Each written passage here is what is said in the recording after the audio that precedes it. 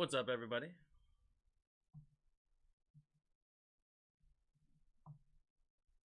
Fix this one.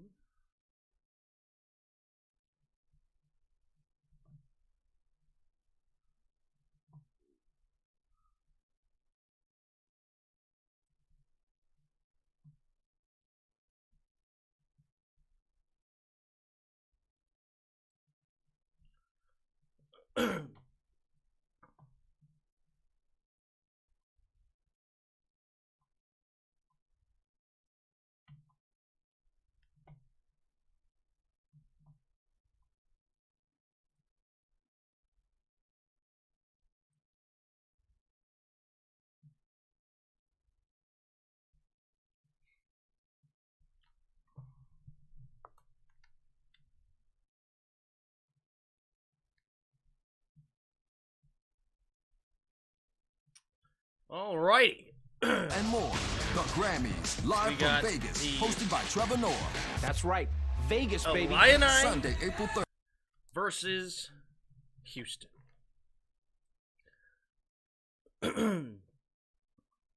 So Houston's actually the favorites, even though they're the 5 seed. They do have a better record, though. It's interesting how they decided to rank these. How did Illinois got a 4 seed at 23-9 when UNC was like 25? Weren't they 25-9? And then also Houston with 30-5 record. I know Houston's not in nearly as good a division though, or the conference, I should say. Anyway, all right. Well, we're gonna have some fun. Again, gonna learn some names, gonna learn some peeps as we go through. You know, I know that this one right here is not what you think it is. His name is actually Kofi Coburn, and if you thought differently, you're very, very wrong. So, yeah, Kofi Coburn on the court. How about St. Peter's going wire to wire last night? Unbelievable, isn't it? Taking care of Murray State. That's awesome, dude. That was cool. That was pretty cool. Good old St. Peter's.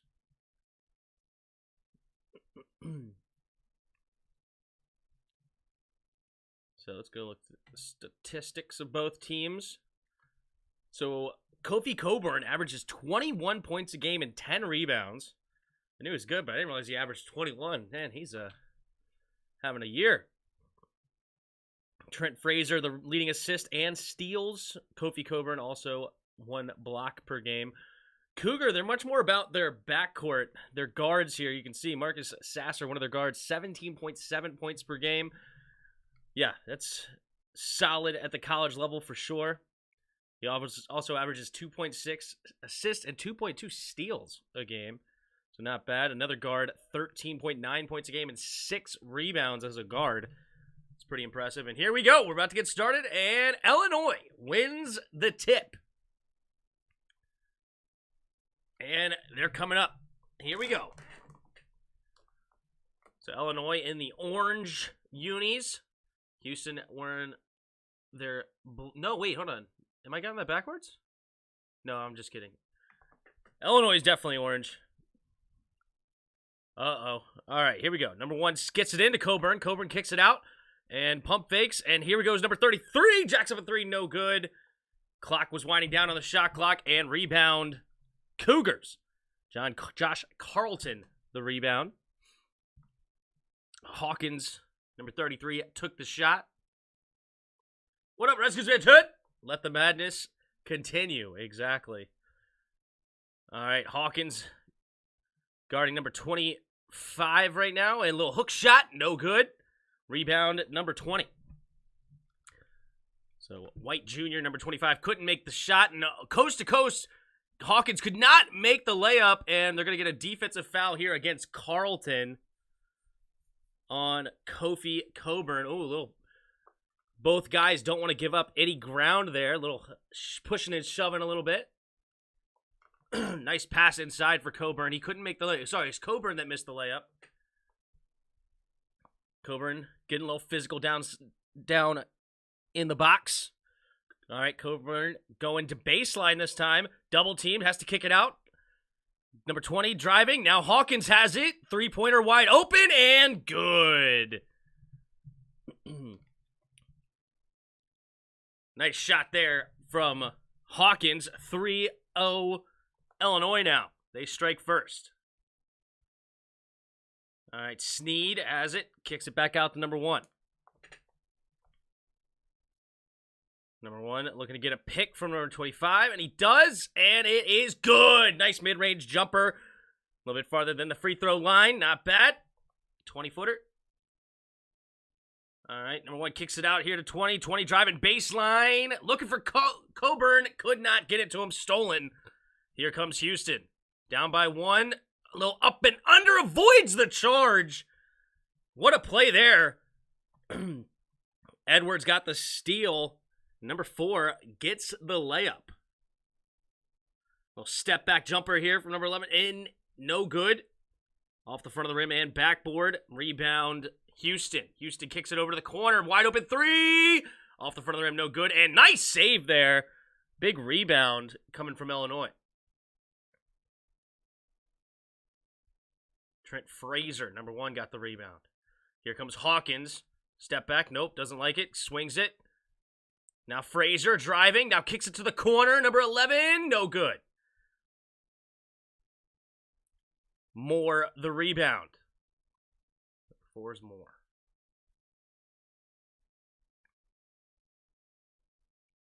All right, Moore has it at the top of the key, guarded by Hawkins. Driving on his left side, little left-hand floater, can't get it to go, bouncing off the rim a few times. Hawkins the rebound, kicks it up to Frazier. Frazier looking to get a pick from Coburn, doesn't use it, tries to split the defense, and it's stolen. And here comes Moore number 1 the other way. Oh, a little hesitation. That was a carry, no call though. All right, Moore now has it at the top of the key. They kick it back out. All right, they're going to reset. Number 11 now has it for Houston. Houston gets it to Moore. Moore looking to get a pick. Nope, decides not to use it. Now swings it to the left, and it's stolen by Illinois' number 11. Hawkins now has it, gets it up to Frazier. Now leaves it for Hawkins. Back to Frazier. Little three-point jumper is good. Illinois knocks down another. Oh, wait, no, they're going to say his foot was on the line. So Frazier's is only a 2-pointer. 5-4 now. All right, swinging it from Houston. Oh, stolen here by number 20. Plummer gets the steal. Plummer coming the other way, a little up and under, and it's a charge. Interesting call. It didn't look like, Plummer gets called for the charge there. Oh, yep, no, good call. Very good call. Number 1 was definitely in position for sure. Texas versus Purdue, which one is the better matchup for St. Peter's? I would imagine Texas would be the better matchup, but the Big Ten's a tough out. But Shaka Smart's Texas, they're going to be playing high up tempo. I don't know. It's going to be interesting. I would say Texas, though, off the top of my head. There's a huge delay. It's taking like a minute or two before the chat pops up on screen, and it still shows I'm caught up on stream. Is it really that big? It shouldn't be that big. Thanks for letting me know, though. How do I do this? Settings. Stream. Shouldn't be that much of a delay. That's crazy. Output. Yeah, I need to fix that. How do I fix that?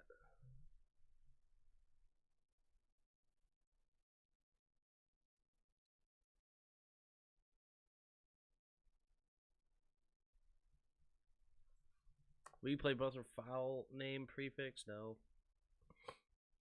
Stream delay. It says 0-second stream delay. That's Chris's beard at Texas.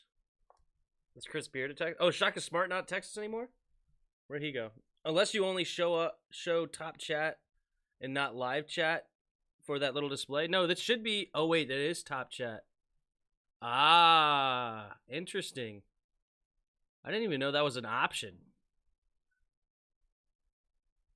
That's weird. All right, well, it's now live chat. I didn't realize top chat was a thing. Why would that be the default? All right, well, I just corrected it. See if that's any better, because there shouldn't really be a stream delay. But maybe that's the whole problem with the chat, is that it's been top chat instead of live chat this whole time. That's interesting. I wonder if I've missed a ton of chats then, since I started this. All right, hopefully that's better. Why would top chat be the default? That's weird, but whatever. 3 15 seeds have gotten to the Sweet 16. Florida Gulf Coast, Oral Roberts, and now St. Peter's. Back-to-back years. Isn't that wild? Probably just goes to show that, like, there's just so much talent out there. It's so hard to just get it all concentrated to the top nowadays. There's so much. All right, hopefully that's faster, Redskins Band 10. Let me know, because there shouldn't be a delay.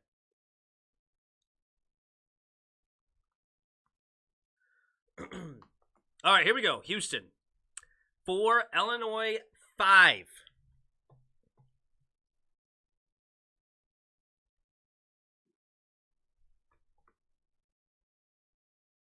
All right, Houston bringing it up court, gets over to 35, swinging it to number 1. Number 1 driving the baseline, gives it to number 11, and wild reverse layup. Oh, they're going to call a foul for tripping, though. So foul on Andre Curbelo, number 10, I think. Pull up the rosters here. So we're going to go to box score. There we go. We're going to go to rosters.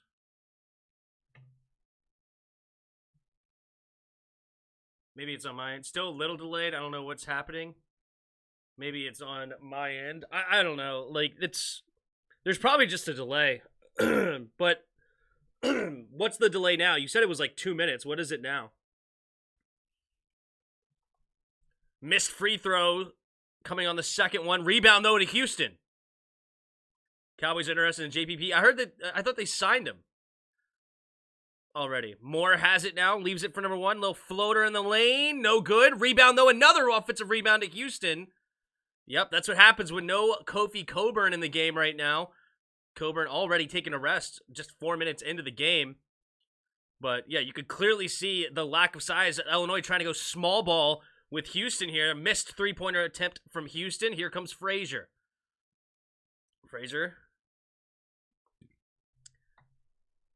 All right.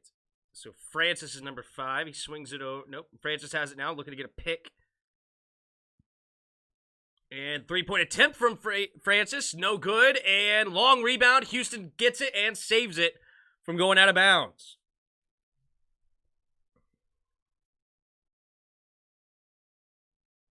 Oh, I was on Houston's roster this whole time anyway. All right, here we go. Number 1. Sheed thought about shooting the 3. Doesn't like it. Had a dangerous pass. Looking for White. White drives the lane, kicks it out to Moore. Moore drives baseline, now leaves it for White. White, three-point attempt, the big man, no good. Long rebound, and another offensive rebound for Houston.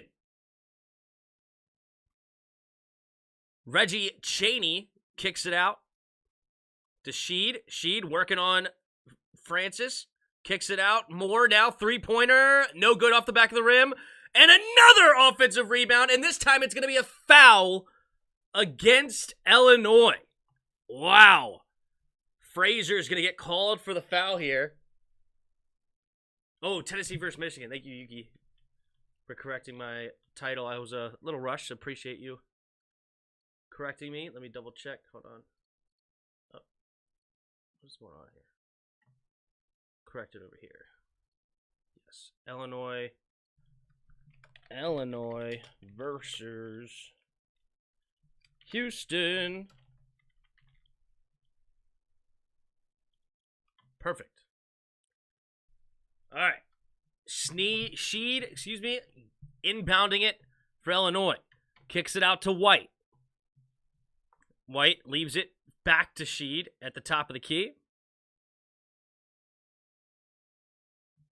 Sheed gives it to Chaney. Chaney to Edwards. Edwards drives the lane, little floater in the lane, off the back of the rim, no good. And Kofi Coburn back in the game, and he finally gets the rebound for Illinois. And little up and under there for Illinois. Curbelo could not get it to fall. All right, Sheed has it at the top of the key, gives it to White. White, give it to Chaney. Chaney doesn't know what to do with it all the way out there at the top of the key. The big man is confused. All right, now White has it on the block, working on Hawkins. Hawkins, little left hand, and blocked by Kofi Coburn. Big block there. Illinois gets it back. Curbelo now coming the other way for Illinois. Swinging it to Hawkins. Wide open three. No, doesn't take it. Pump fakes it. Kicks it back out to Frazier. All right, got it Hawkins. Now Curbelo. Curbelo back to Hawkins. Hawkins trying to get it to Kofi inside. Doesn't work well. Curbelo, can he get it inside? Houston's trying to take it away. Get it inside and lay in. Nice strong take there by Kofi Coburn. To be honest, there's a delay. Tim is going to see the comments anyway. Yeah, it sucks. I don't know what... But I don't want there to be a delay because I know that other people stream and it's like immediate. So I don't know why... I don't know how to fix it because I don't have a delay on the stream at all. Oh, nice step back three-pointer coming from Houston. Houston takes the lead 8-7 here with 12-14. Kicks it out and... Oh, Curbelo... No. Excuse me. Grandison could not handle it. Grandison. Nice strong move by Illinois.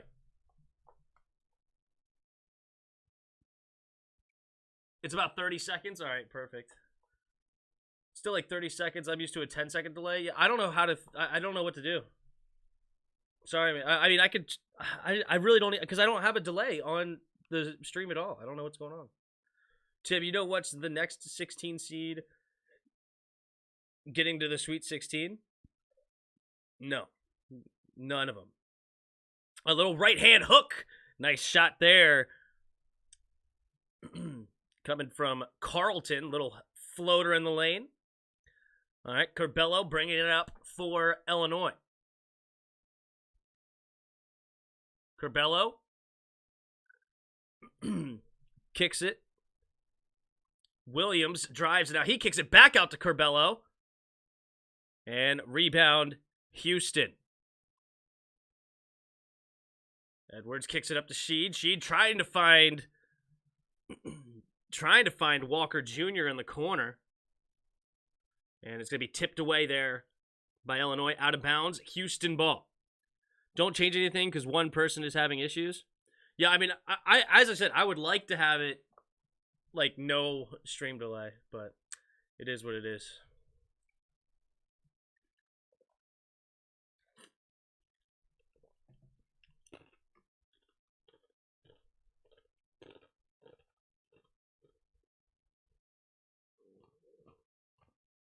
I mean, if a 15 seed can get to the Sweet 16, why not at 16? Because they have to beat a 1 seed.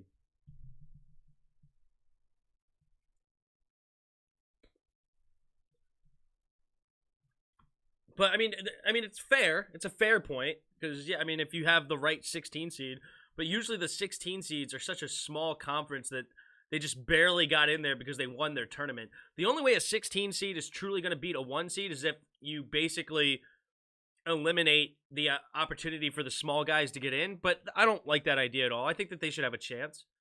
I like the idea of these small conferences getting in there. Tim, check my latest video. Look at the boom.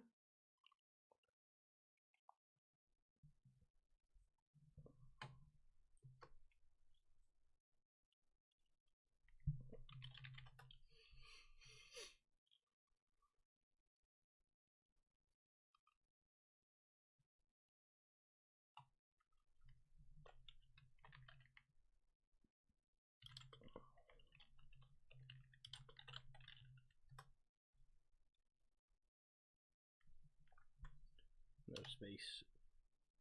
No, sorry, not gaming. Does everything. That's what you do. Alright, there we go. Oh, I don't have the notification bell on. Videos.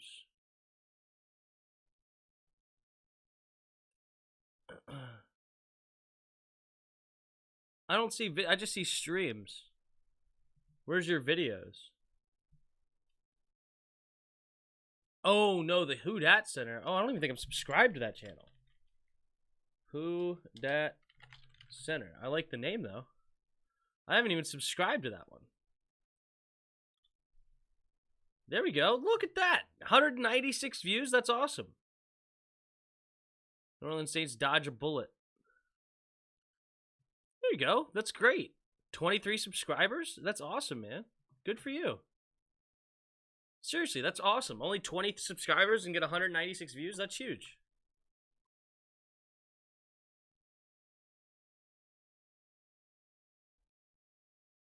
Well, now I'm subscribed, so I'm there with you now.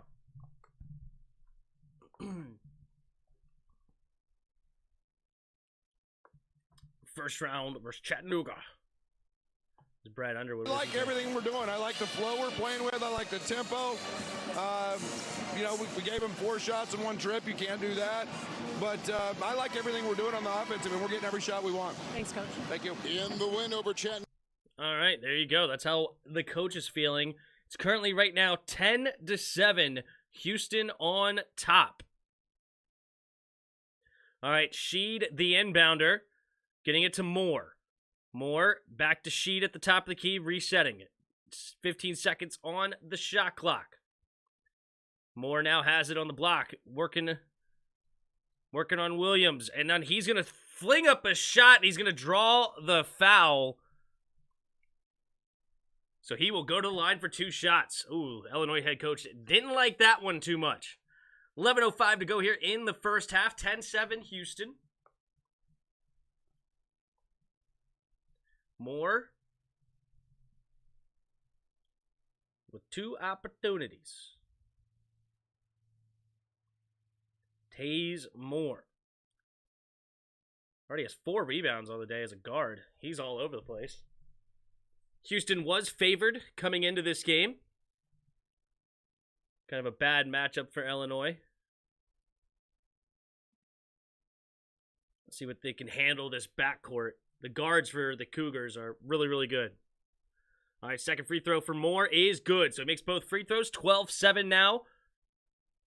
Houston extends their lead a little bit. All right, Curbelo walking it up for the Illini. Getting it to Coburn. Coburn handling it. Then he leaves it for Mendez, and he's going to knock down a jumper. 2 points. Oh, no, Moore. Slow. No, excuse me. It's Walker. Walker for Houston. Grabbing his left leg. Oh, is it a pulled hammy or is it just a cramp? Hopefully for his sake it's just a cramp, but it's pretty early in the game to get a cramp already. Let's see what happened here. Oh, oh no. That's weird. Hold on. He's grabbing his left leg? Looked like his right leg may have been hurt, but I'm not sure what he did to it. Interesting. Games with AJ just subscribed. Thank you so much, AJ. We're so close to 3,000 subscribers. Appreciate it.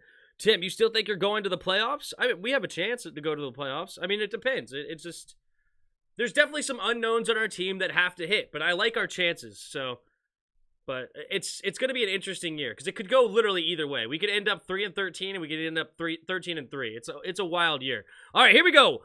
Walker Jr. gets it in. No, excuse me. Chanel.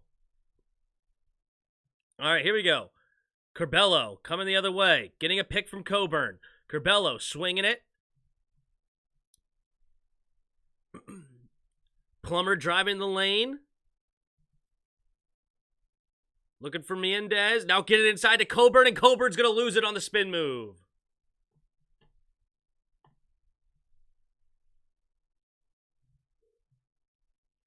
Let's do this.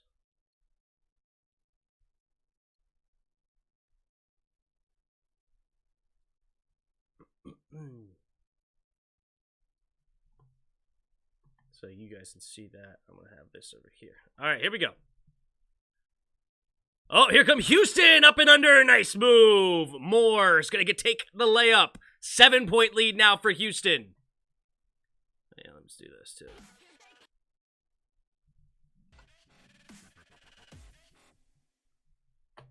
That's good. All right, little floater again for Houston. Illinois, another missed shot on the other end. Moore now has it. Another offensive rebound for Houston. Moore swings it to Sheed. Sheed looking to get a pick here from Carlton. Now he's going to step back jumper for the top of the key. No good. And here comes Hawkins. He gets the rebound for Illinois. All right, Mendez getting it over to Curbelo.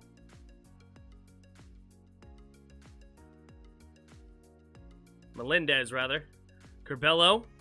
Jumper from mid-range. No good. And Coburn gets the offensive rebound. And he's going to kick it back out to Melendez. Melendez to Curbelo. Wide open, and it's Hawkins in the corner. Can't knock down the three. And, it's going to be a foul against Carlton on Coburn. Coburn working on that inside. Nice steal by Sheed, leaving it for Moore. Oh, nice move on the other end. Expert, we might have to. What up, Yuki? Y'all need to start Trey Lance. I agree.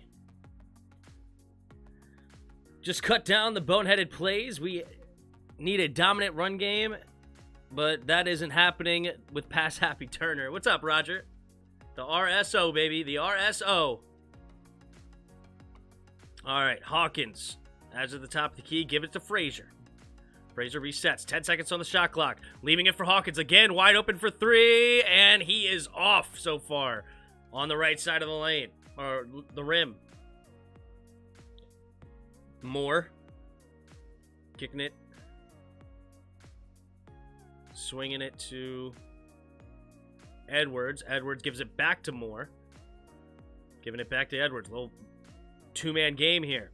Now he gets a pick. Oh, his defender falls. Curbelo falls, and he takes a three. Edwards misses it off the front of the rim. Melendez, the rebound.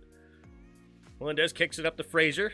Frazier giving it to Hawkins. Hawkins going to drive the lane, and he's going to do a wild fadeaway jumper. No good off the front of the rim. He is off right now.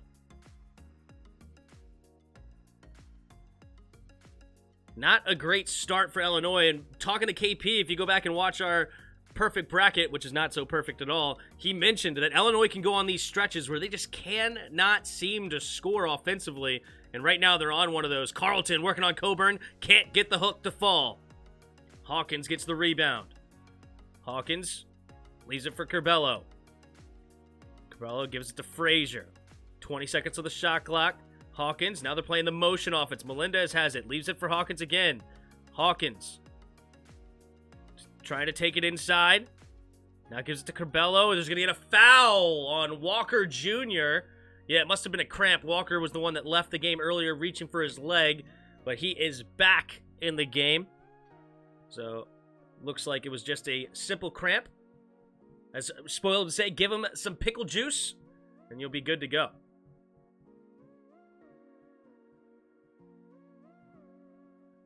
Starting to learn these guys' names. Williams is 20, Plummer 11, Melendez 15, Grandison 3, Hawkins 33, Frazier 1, Coburn 21, Curbelo 5. I think that's the only 7 guys that have played for Illinois.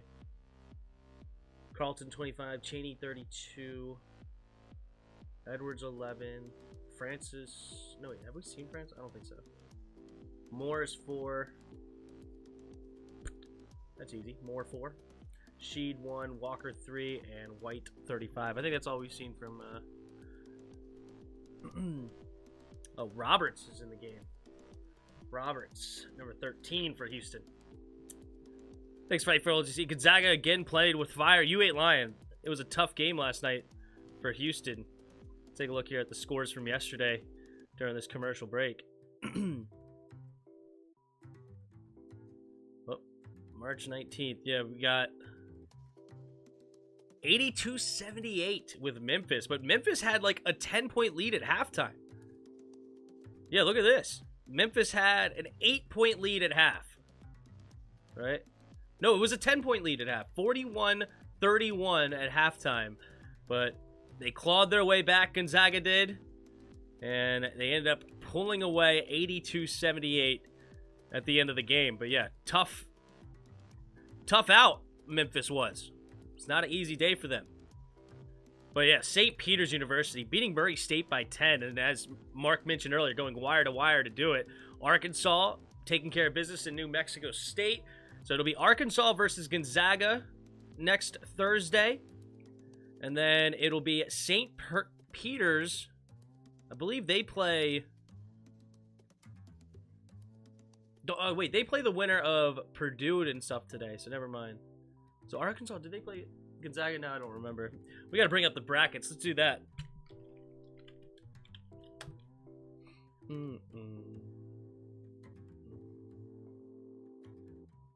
Tournament challenge. The TimsSportsTalk. Wow, the number one bracket right now, according to this, had Baylor winning the whole thing. That sucks. So they're basically done. So the highest max total right now is also tied for first. Plutonium has Gonzaga going all the way. Let's take a look at their bracket. So yeah, it'll be Gonzaga versus Arkansas, North Carolina versus UCLA. They did only have Baylor going to the Elite Eight, which is pretty solid with all things considered. And they also had Purdue beating Kentucky. So they didn't have Baylor or Kentucky going super far, which is convenient for their bracket. They need Houston to win today. They picked Michigan over Tennessee. They have Villanova, Arizona. They picked Iowa to play against Kansas. So that one didn't work out. But they still have Kansas moving on. And then Wisconsin versus Auburn. So yeah, they did pretty solid. And so they still have 7 out of their 8 Elite 8, and then all 4 of their Final 4, and of course the championship game. So pretty solid bracket here from Plutonium. All right, we're back in it. Here we go. Curbelo gets it to Hawkins. Hawkins trying to get it into Coburn. Coburn leaves it back for Hawkins. Frazier in the corner, kick, and no good. And try to get the rebound in Kofi. Loose ball, and Houston picks it up. Oh, no. Moore got a wild pass stolen by Kofi. Trying to drive and kick, and not very good. Kofi had the steal and gives it to Hawkins. Hawkins to Cabela. Cabela left open there for a second, but decided not to take the 3. Swinging it. Hawkins. Oh, nice pass inside to Coburn, and Coburn will draw the foul. He'll go to the line for 2. Carlton gets called for the foul. So is every AFC West game going to be every primetime game now? You might be right. Probably. With all that power at quarterback, it's going to be a lot of them. They're going to have a lot of primetime games. And we'll do them all. You think like Gonzaga is going to be like that in college football? No. No, they're not college football. Very good at that for sure. I can't believe Juwan Howard didn't serve a long suspension after his brawl with that coach. That is pretty wild. I didn't realize that he didn't get suspended at all. That's what. Did he get suspended at all? Let alone a long suspension. I think that's a clean foul. I mean, like, they're looking at flagrant. He didn't hit him in the head. That's a good hard foul at the basket. Come on. What are they calling here? It's a good hard foul at the basket. Coburn's going to have to deal with that. What are you supposed to do? Just let him make a layup? Come on, bro. What is the analyst saying? Basketball play, but then it's the right hand that's restricting Kofi from getting off of the ground, which feels unnecessary and excessive in that nature. To me, I think when you go to a flagrant foul level, I think it has to jump off the screen a little more than this does, and I would appreciate if they stayed away from having a flagrant on this play. Well, he's given up so much weight and size down low. It's almost kind of hard not to, somewhat wrap around or come down hard, Dan, on Kofi. I think this is going to be a common foul that they're going to stick with. I think it is too. Let's see. This should be totally a common foul. I agree with you, and I thought when they walked away from the first time, Gene was going to be very appreciative. He said he'd appreciate it if they just stuck. All right, they're still discussing this. I'm not sure exactly what they're looking at here. But this is a basketball foul, man. Like, it's a hard foul in the lane.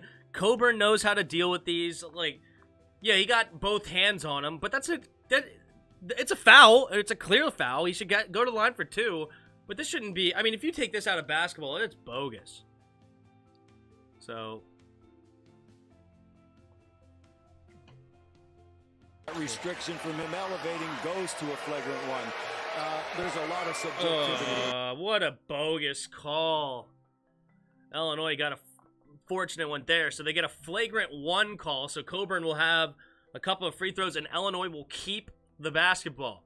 See if Coburn makes a shot. Ball don't lie. Nope, ball lied. All right.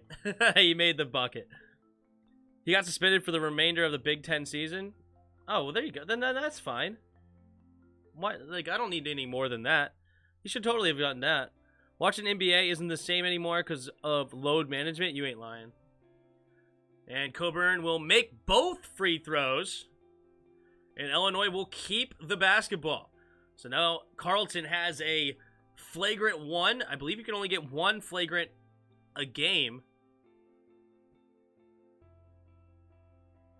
All right, Houston still has a 5-point lead. Carleton will go to the bench. All right, they get it inside to Coburn. Coburn now has it a way out to 3-point line. Double team, and he's going to get it stolen. Nice defense. He tried to kick it out, and he gets it to Moore. Moore swings it up to Edwards, who knocks down a 3. And Houston immediately gets those points back, and it's 19-11 now. Houston on top, 6.5 to go here in the first half.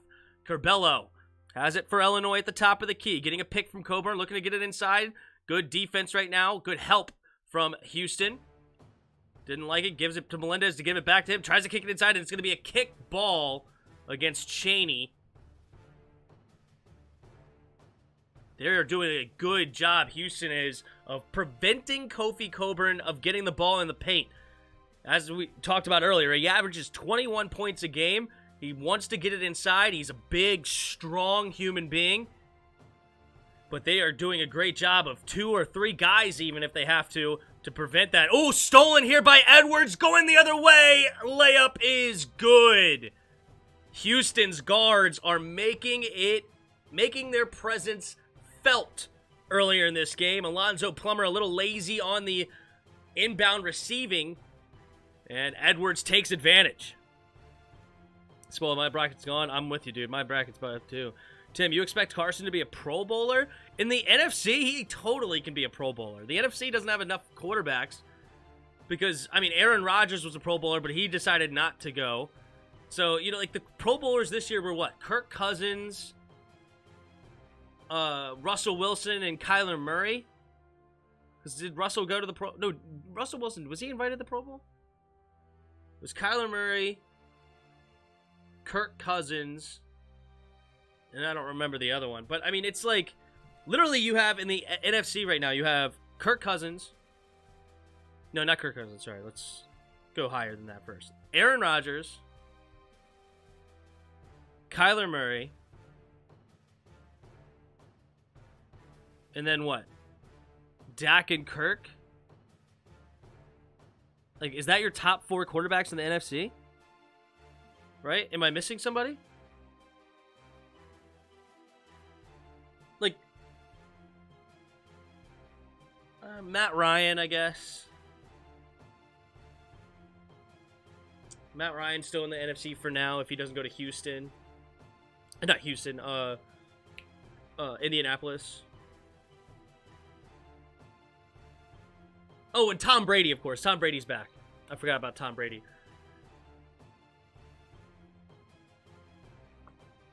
But Carson's probably like top 7, top 8.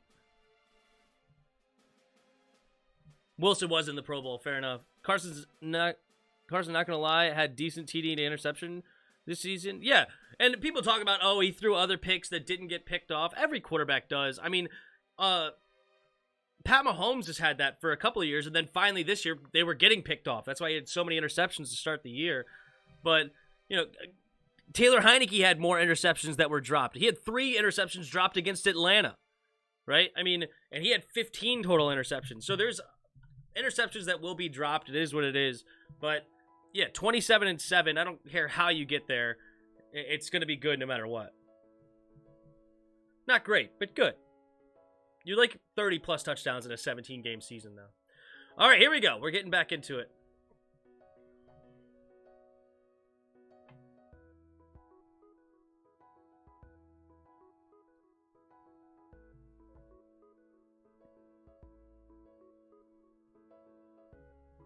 All right, so 21-11, Houston on top.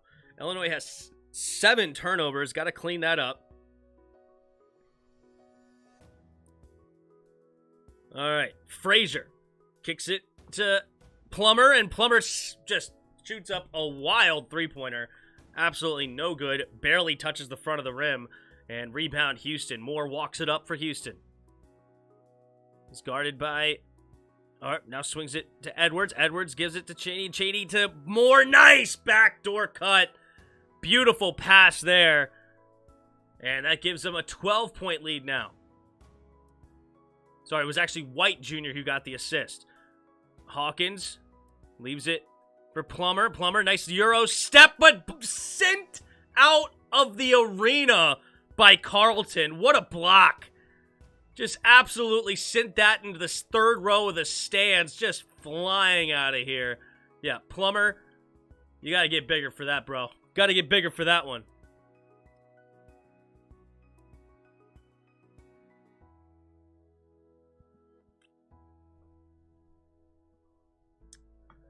What's up, everybody?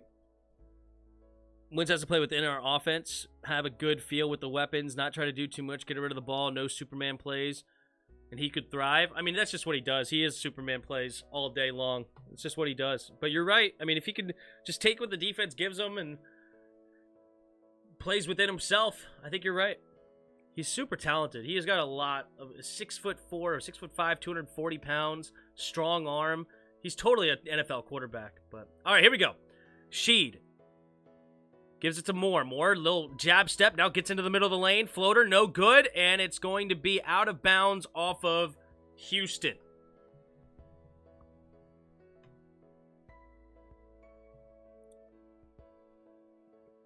All right, Luke Good enters the game for the first time today for Illinois.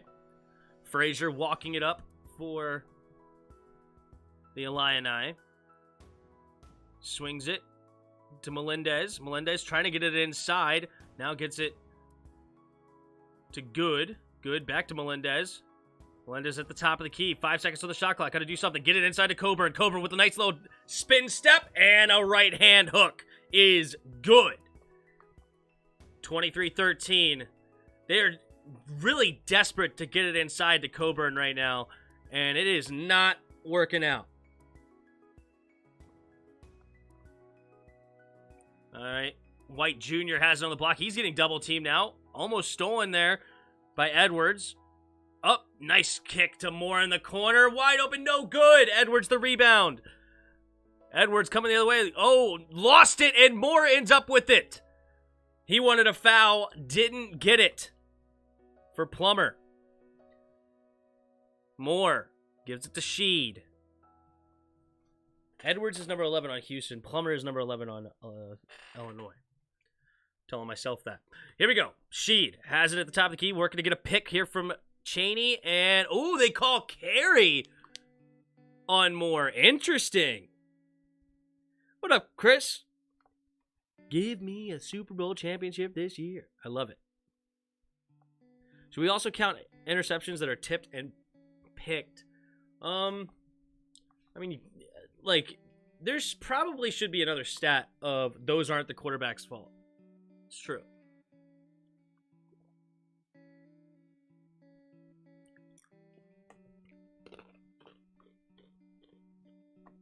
Of course, if it's tipped off of the receiver's hands. But obviously, if it's tipped by a defender's hands, then no. But if it's tipped by if it's a good pass into the receiver's hands and the receiver loses it and then it ends up just coughing it up and giving it to somebody else, then yeah, it shouldn't count against them. If Gonzaga plays with fire against Arkansas on Thursday, they could find themselves down by 25 at half. It's true. Arkansas totally has a chance. He has a whole offseason to learn the playbook. Why would he be brought along easy? Is Roger saying, I would bring Wentz along like a rookie because he is a rookie in this offense. Give him a running game and ease the playbook on him week by week, but that isn't going to happen.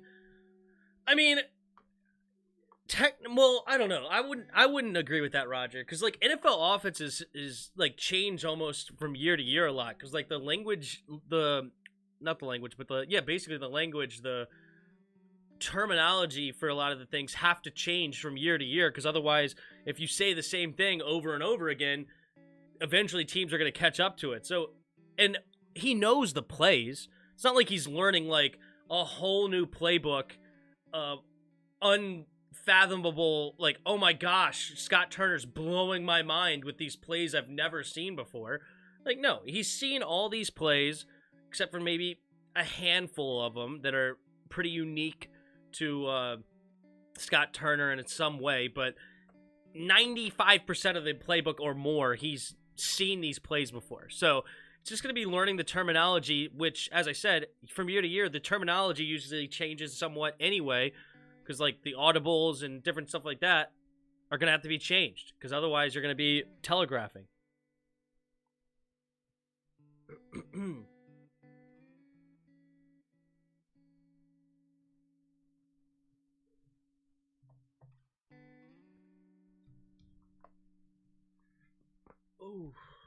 Oh.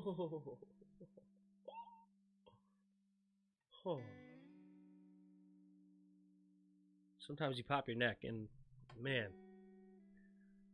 that felt good.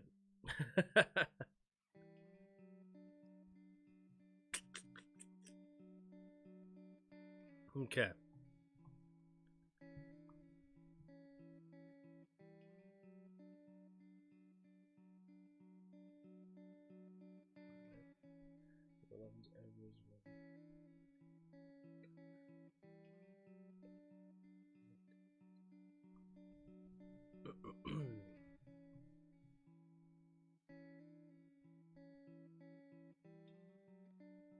All right, here we go. We're back in it. Frazier has it at the top of the key. Swings it to Good. Good back to Frazier. Frazier gets a pick from Good now. He's double teamed. Swings it back to Good. Good's jab step three-pointer is good. 23-16 now. Illinois trying to mount a little comeback here. They were down by as much as 12. Cut it down to 7. Sheed gives it to Edwards. Edwards for 3. No good, but a rebound goes to White. Now he kicks it out to Walker, and they reset. Fresh shot clock for the Cougars. Gets a pick from Chaney. Edwards swings it to Moore in the corner. Yes! It's good. Back to a 10-point lead. Frazier to Melendez. Melendez, spin move, takes it baseline, and will make the layup and one. Tough, hard take there by Melendez. I'm torn. On one hand, Purdue is in my Final Four. On the other hand, I want St. Peter's to be in the first 15 seed to get to the Elite Eight. Oh, I'm totally on board with rooting for St. Peter's, but my bracket's already been busted, so. I had Kentucky in my Elite Eight, I think.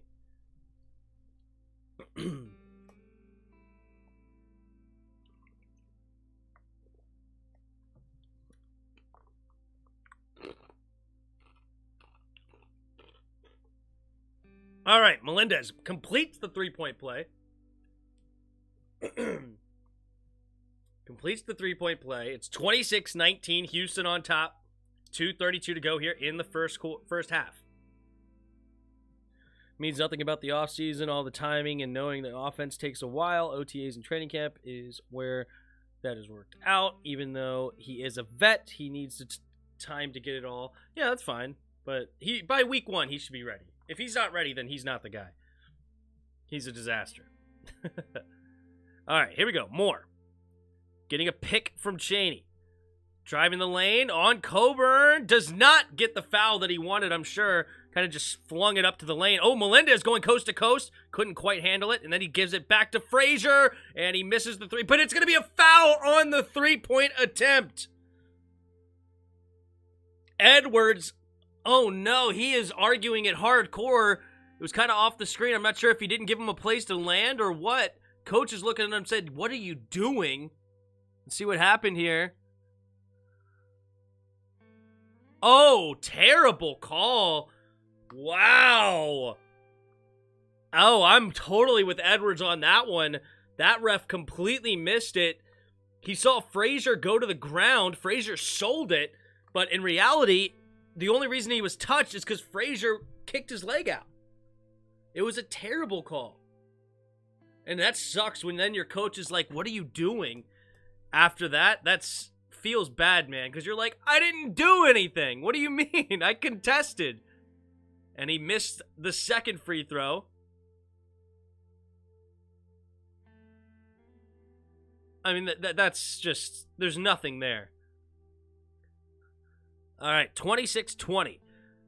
Third free throw attempt coming up here for Frazier. Frazier left and misses 2 of them. So they got 1 out of those. So the bogus foul did not give them 3 full points. So it ends up, they mark up 1 on the scoreboard for Illinois. And it's 26-20, Houston coming the other way.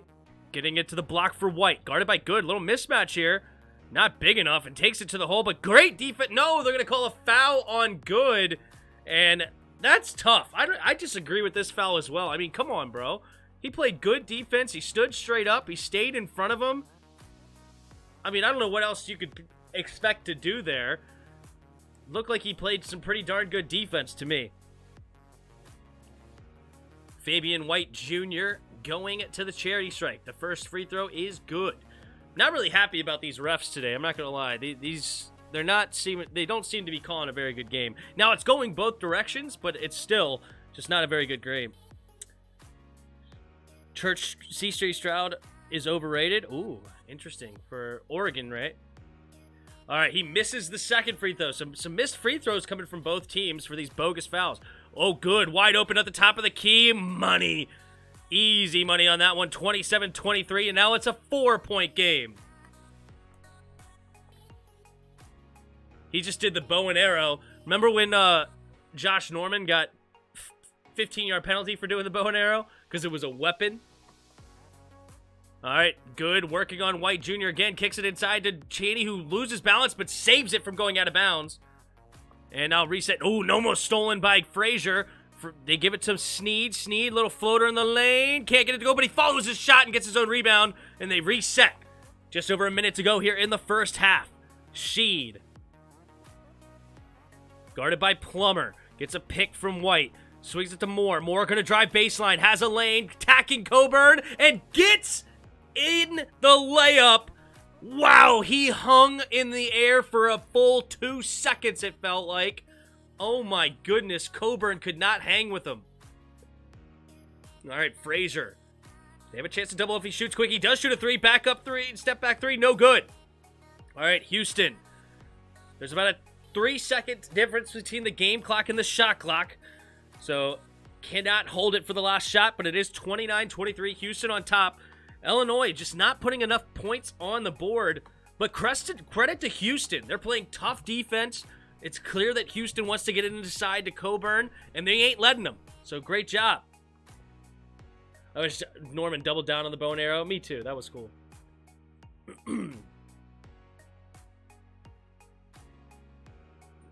He played in against the Washington scheme of Week 1, 2019. He'll be fine. That's funny. Expert JK, what up, bro? Tim, the most thing you can do if Carson doesn't work out, try to get your QB in the draft next year, because the QB class is stacked with CJ Stroud and others as well. Yeah, that's what I'm hearing, and there's definitely a lot of talented quarterbacks coming out next year, but you got to see what happens, what spot you're at, who hasn't gotten injured, who fell off, right? Like, remember, Spencer Rattler was supposed to be like the #1 quarterback off the board this year, and now he's not even on the team that he was playing for, right? I mean, that's insane. So we'll see how it turns out. I don't want to count my chickens before they hatch or whatever. I'm gonna say, hey, we got Carson Wentz, and that's what I want to work out. But we do have that backup plan potentially. But for now, Carson Wentz needs to be the future, because that would be massive for us.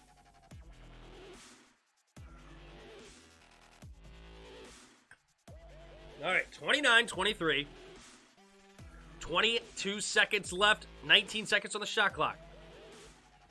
They're going to hold it for a long time here. They have Sheed at the top of the key. Looking to get a pick from both directions. Now they leave it for Moore. Moore has time, 5 seconds. He's going to jack up a mid-range jumper off the front of the rim. No good, but a foul on the shot. Wow. What a mistake there by Illinois. They're going to give him 2 free throws. And he hit him there on the arm, and he ran into him. See, that's the correct call. You have to give the player enough room to land, and you can't run into them after the shot. So he ended up getting him with the body at the end. Maybe he touched him a little bit on the elbow. I wouldn't have called that. The main problem is that he ran into him after the fact. So there's that. So there's going to be 4.6 seconds on the clock after this. It's 29-23. Moore will have 2 free throws. Taze Moore. He's got 10 points on the evening already. First free throw's up, and it is no good. Missed free throws from both teams. 3 free throws missed, 4 for 7 for Houston, and 4 for 6 for Illinois. Not a lot of free throw attempts for either team, though, in the first half. All right, there's Moore, and he makes the second one. So 30-23. Will we see a buzzer beater? 30-26. So he's 30-23. If they make a buzzer beater, it could be 30-26. Here comes Frazier. Frazier fakes it to good. Nice opportunity, and he knocks it down. Huge shot there from Frazier. Well done. They faked like they were going to do the play from the 2016 championship where Villanova won it. They faked it to good, but no, he ended up keeping it and had a wide open opportunity. And both Sheed and White Jr. are looking at each other like, yo, you were supposed to guard him. What a shot from Frazier as well. Frazier, I believe he was 0 for 2 from 3. I thought he was worse than that. But still, big shot from Frazier. No hesitation, saw the opportunity, saw the wide open shot, and it's 30-26. Nice jumper. Norman was a beast back in the day. Dude fell off after DJ Swearinger left. He was never really a beast for us, unfortunately. He was really good in Carolina, where Carolina used him more of a zone corner, and they had a beast front 7 with Keekly and, what was that big mamma jamma in the middle there? Oh, his name just went out of my head. But he was a stud as well. But they had a really good front 7 that year, and that allowed Norman to open up. I still feel like Swearinger got cut unjustly. No, it was totally justified. Like, dude, I don't care if you're right. Like, he could be completely right that the coaching staff was not doing a good job in some ways, but you spoke out once. They told you don't do that again, publicly. You did it again. Jay Gruden had a meeting with you one-on-one. Don't do that again publicly. And then he did it again. Like, dude, you can't continue to just crap on your boss over and over and over and over and over again and expect them to be like, oh yeah, I want to keep him here. No, I'm looking like a punk the longer I keep you here because you're continuing to just trash talk me the whole time. And no, I thought it was completely justified to let him go. And it's unfortunately, but it's just the truth. You know, you can't continue to talk publicly trash about your boss. Like, imagine if you did that. You had a manager here, and you're just going to the public, or like telling the customers constantly, oh yeah, the boss sucks here, blah, blah, blah, and then it's getting back to your boss over and over again. It's just not good. Oh, Jay Gruden wanted to fight Swearinger. That's what the texts say, apparently. That was funny.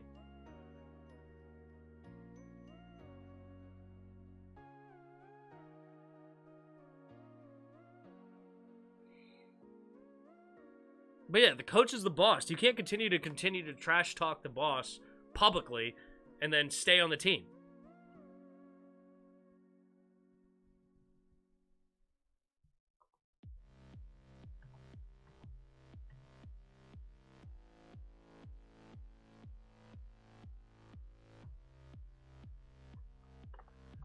Swearinger would have whooped Gruden's butt if they actually fought.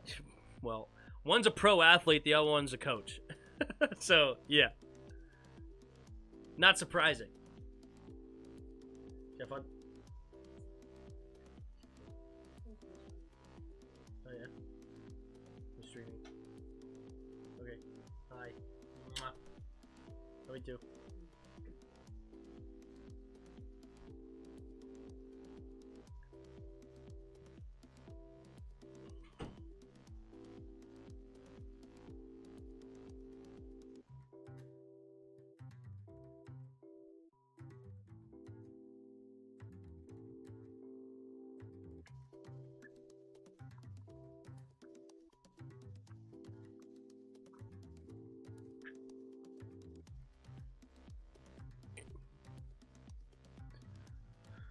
Alrighty. So, Houston 30, Illinois 26. Honestly, with how Illinois has been playing, they have to be quite pleased to only be down 4 at this point. They went through long stretches where they didn't score at all. Let's go to the game cast. I mean, yeah, like, just super long stretches. Like, here's like a little stretch where they scored a bunch of points. But yeah, here's like a whole minute or something where they didn't score. This one, I think they scored, what, a couple of free throws through this whole time here. Yeah, they got 11 points. Yeah, two made free throws in, like, what is that, like a 4-minute stretch? 5-minute stretch nearly of basically no points on the board. But neither did Houston. Houston didn't score for 4 minutes or over 3 minutes themselves. It was stuck at 16-9 for quite some time, other than the 2 free throws for 16-11. But yeah, it was just not a good performance by Illinois. And then another stretch here for Houston, looking like a staircase. So neither offense playing particularly well. If we go back to the stat sheet, 36% for both teams from the floor, and basically 30% from 3 for both teams, and 65% for both teams from the free throw line. So neither offense really clicking, hence why it's only 30-26. So they're on pace for, what, 60-52? So not very good.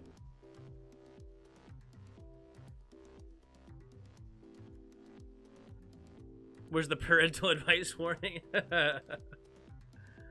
That's funny. With the PDA? That's funny. Yeah, I'm regretting putting Richmond in my Final Four. Yeah, I would too there, Mark. If the coaching staff actually did their job right, Swearinger wouldn't have said anything. I'm still with DJ. Dude, as I said, he could be right. And I think other people have said as much. It's not what he was saying is that he was wrong. What was wrong was doing it publicly. Like, it's not about whose side are you on with what's correct. You could be completely justified in what you're saying. It's just you can't do it publicly and expect to continue to stay on the team. Right? Like, nobody else was saying it.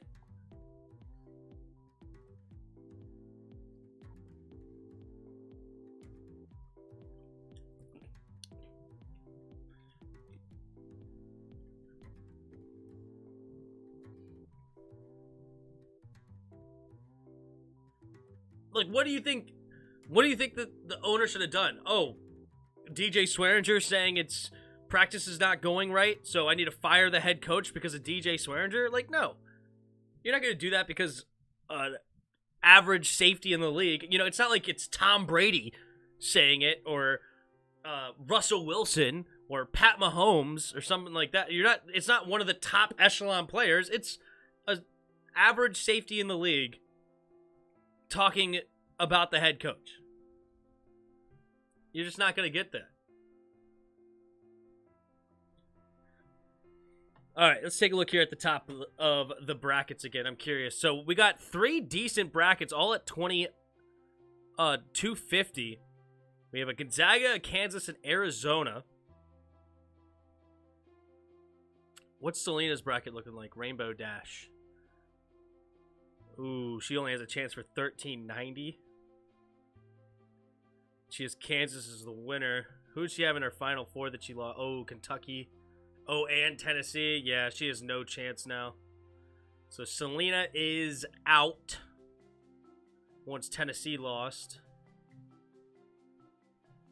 So neither one in this household is going to be winning. I wish people put their... Oh, here's my dad's bracket. Oh, I forgot about my dad's bracket. Look at him. So he's got Wisconsin winning the whole thing. Wow. Michigan State going to the Final Four. Look at this Final Four. He's got Wisconsin versus Arizona, Kentucky versus Michigan State. He had Kentucky in the championship, so that hurt. But if Wisconsin wins the whole thing, Dad wins the whole thing. If you don't know, and one to go is my dad's go-to name of pretty much everything he does. Are you streaming the Duke game tonight? What time's the Duke game? Maybe I'll take a breather in between games instead of going... No, wait. Yeah, maybe I'll skip the Ohio State-Villanova game, and then we'll just come back for the Michigan State-Duke game at 5:15. That might be good. I think I might do that. So, yeah, after this one, I'll come back for the Duke-Michigan State. That'll be much more fun and interesting than... Ohio State-Villanova could be a fun one, but... A Duke-Michigan State, that's like... that's Izzo versus Coach K. That's massive, so... Yeah, we'll do that one for sure. And then we'll go from there. Maybe finish out on the... Miami-Auburn game would probably be pretty good, but so is Texas-Purdue. Any of these games would be good, but yeah. We'll definitely do the Duke-Michigan State. So we're not going to do the Ohio State-Villanova game.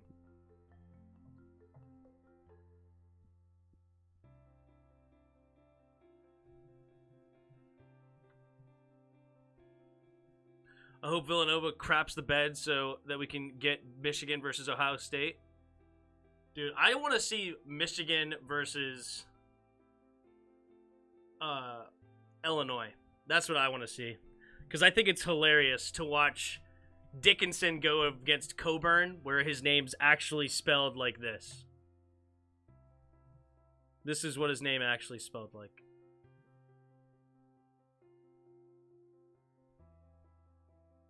Where is he? Yeah.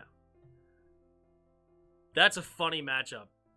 I remember watching that game last year, and I was like, dude, I turn a game on in the Big Ten tournament, and I get Dickinson versus Cockburn. And they're two big guys going at it in the middle, too. It's absolutely hilarious. But I doubt we get this matchup this year. I don't even know if it's possible, like at what point it would be possible, but it's hilarious. Are you going to stream the Maryland Florida Gulf Coast game? Where's Maryland playing? Are you joking? You might be joking, but do they have a game? Oh, they do have a game today at 3.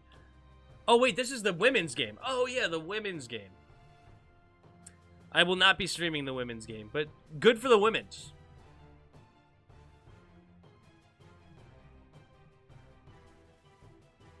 The memes will be hilarious, yeah. I don't know what PR team he has, but nobody talks about this. Like, it was to the point where I went to my uncle and I said that whole thing. I was like, it's hilarious. I turned on the game, and the two best players of the team are Dickinson and Cockburn. And he was like, his name's not Cockburn, it's Coburn. And I was like, I read the back of his jersey. Like... But nobody calls him Cockburn. It's hilarious. Sacrifices must be made, Mark. Oh, man.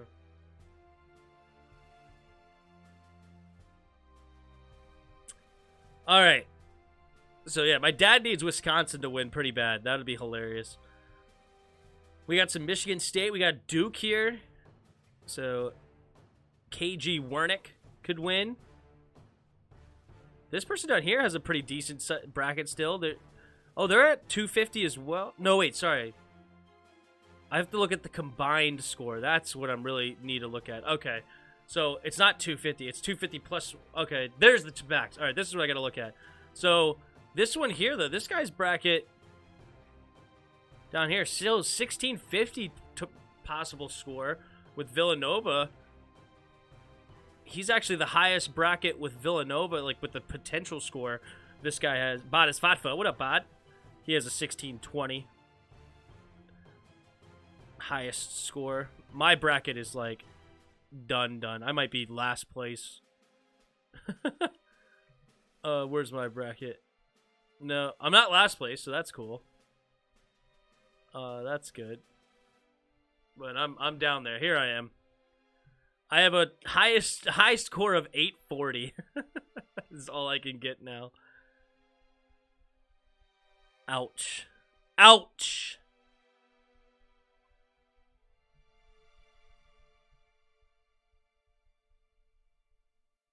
But yeah, we got some good brackets going on, man. Good brackets.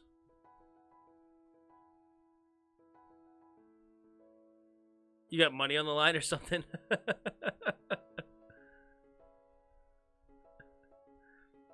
I got a chance to win the challenge if 3 of my final 4 stay alive. Yeah, where's your bracket at, Mark?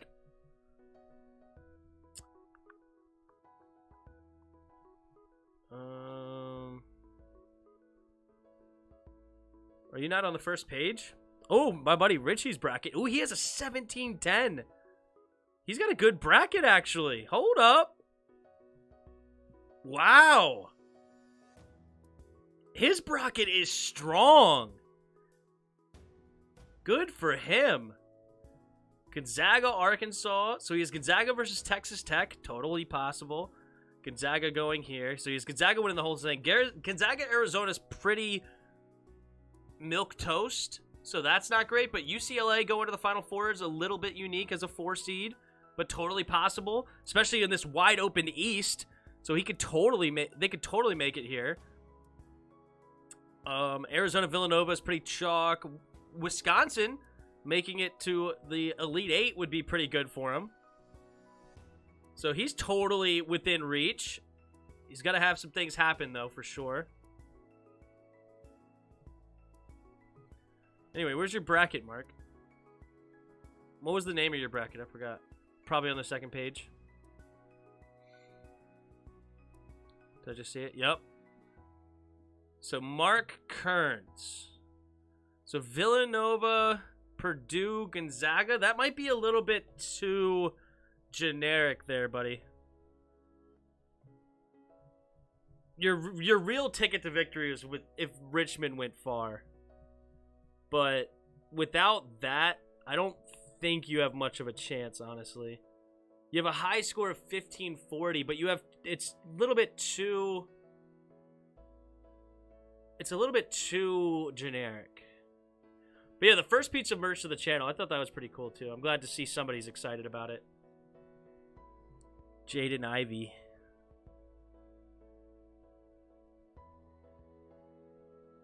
But some second pagers still do have a chance for sure. They're not completely out of it.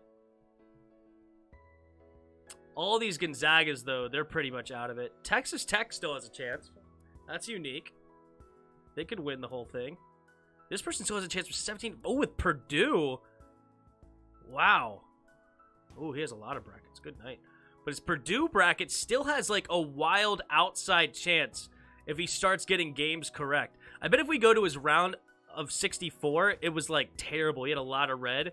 1, 2, 3, 4, 5, 6, 7, 8, 9, 10, 11, 12 wrong in the first 32 games, which is not horrific, but it's not great either. But then he probably had some wrong here already too. Tennessee, yup. Iowa, Kentucky. He had some wrong on this one. Baylor. But he still has like, yeah, UConn he had winning here, but he still has like a lot of weird ones because he has Purdue, Gonzaga, Illinois. So this is huge for him. He needs Illinois to win today. And against Kansas, who do you have in his championship? He has Purdue versus Kansas. So that's a somewhat unique, especially if Illinois makes it to the Final Four. And then if Purdue wins it, That's super unique. He's made a lot of brackets. Look at him. All the falls. Well, good luck.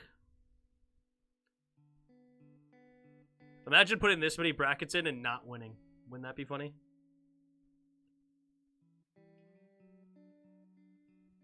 All right, let me hit the restroom real quick and I'll be right back.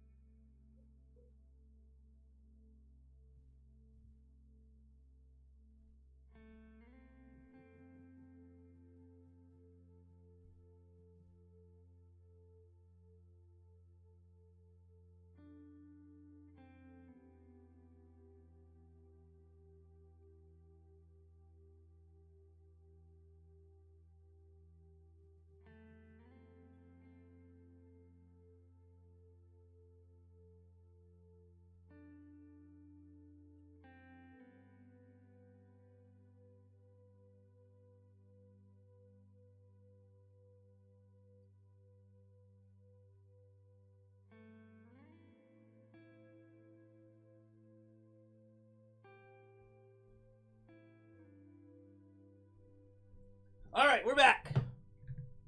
Here we go. So Houston is up 30-28 now. So Illinois made the first basket of the second half. And here comes Illinois. Frazier to Hawkins. All right, they reset. Gives it over to Williams. Williams looking to try to get it into Coburn. He does. Coburn backing in on Carlton. Left hand layup is good. Coburn is a legit big man. He knows how to use those feet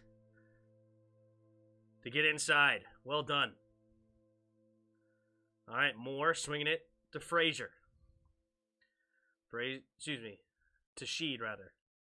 Sheed to Edwards. Edwards back to White. All right, Sheed resets. Sheed.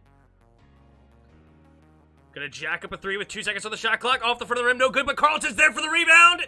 And one. Fortunate bounce there. It was a terrible three-point attempt. It just goes right off the bottom of the backboard into Carlton's hands.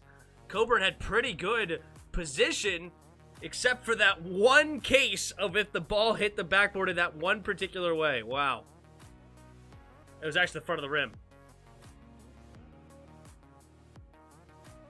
Nice hands there by Carlton to not lose it out of bounds.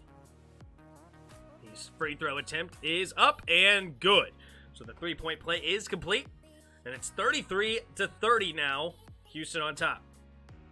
Ooh, Carlton's going to go to the bench. Not sure exactly what happened. Trying to keep fresh legs, I guess. All right, Frazier walking it up for Illinois. Swings it to Williams. Williams to Hawkins. Hawkins again trying to get it inside, and he does. Coburn has it. Spin move again, right hook, and this one's no good. And it's going to be out of bounds on the rebound off Edwards. So Illinois is going to keep it.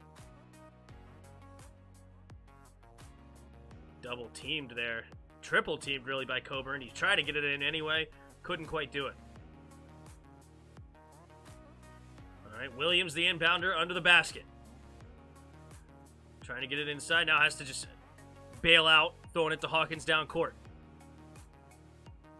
Resetting here for Illinois. Frazier at the top of the key, giving it to Hawkins. Hawkins inside to Coburn. Coburn double team, kicks it out for Frazier, swings it to Williams. Williams driving the baseline, kicks it to Plummer. Plummer's going to jack up a three off the front of the rim. No good. And rebound Houston. Sheed has it. Sheed gives it to Edwards in the corner three. Off the front of the rim, no good. Long rebound. Who's going to get it? Diving for it. It is Houston. Moore comes away with it. Now Edwards in the lane. Leaving it for Chanel. And he gets, Chaney. And he gets fouled hard. He's going to go to the free throw line. Wow, how did Moore not go to bounds there? What a save. Nice pass there by Edwards. And hard foul by Hawkins. Interesting that they didn't review this one after they reviewed the last one against Houston. All right, here we go. Chaney, Reggie Chaney. Makes airballs the first free throw. Looked like it was going to go straight in, but ended up being short.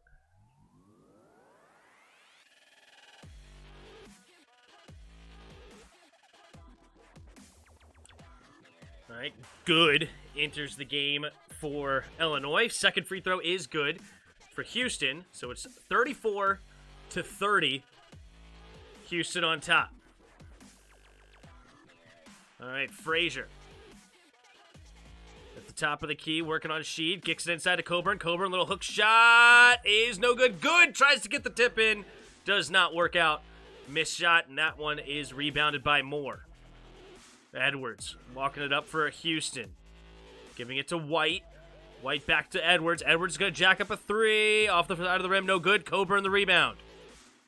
Secures it. Kicks it up to Frazier. Frazier. Getting a pick from Coburn. Trying to drive baseline. He does. And he's going to get a foul called against Carlton. No, excuse me. Against Chaney. trying to drive the baseline. Got him with the body.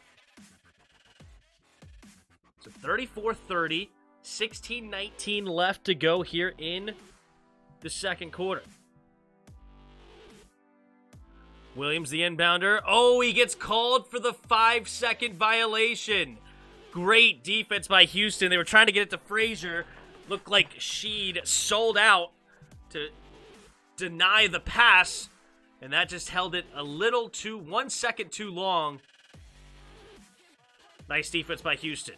They get it back. Sheed to Chaney. Chaney driving the lane. Little left-hand floater over good and no good. Excuse me, it was actually White Jr. on the little hook. Illinois has it now. Frazier at the top of the key, giving it to Good. Good thought about shooting a three. Now swings it to Williams. Williams is going to pull the three off the front of the rim. No good. And Coburn fighting for the rebound. And it's going to be out of bounds off Houston. Nice job there by Coburn. Not just giving up on it and tipping it up in the air. And it ends up going out of bounds off of Sheed. I wish Richmond was still alive. Yeah, that would make it a lot more fun, for sure.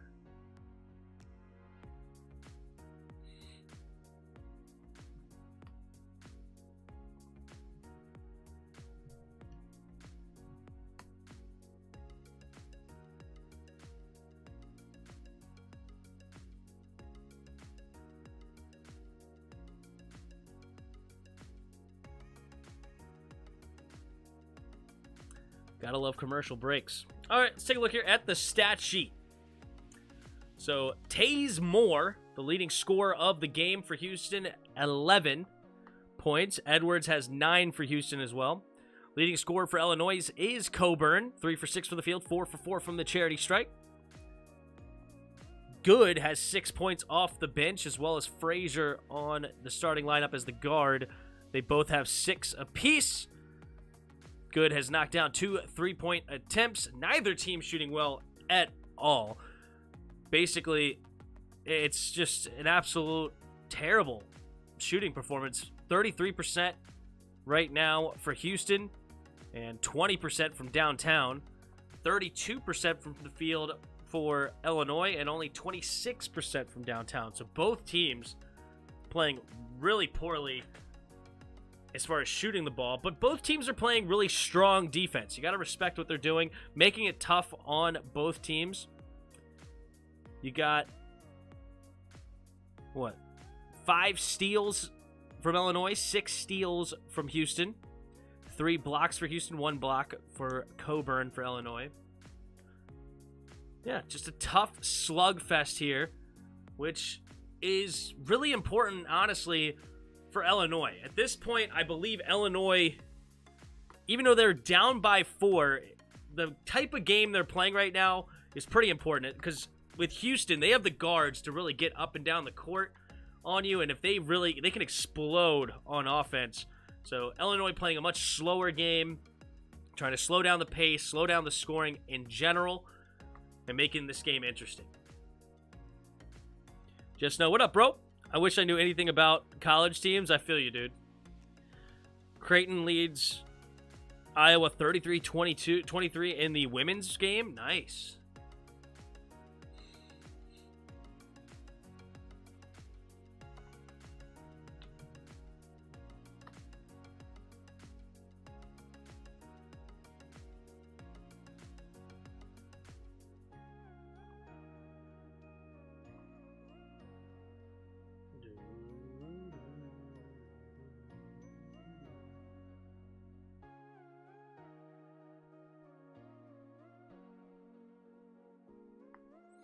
Consecutive games with 10-plus points.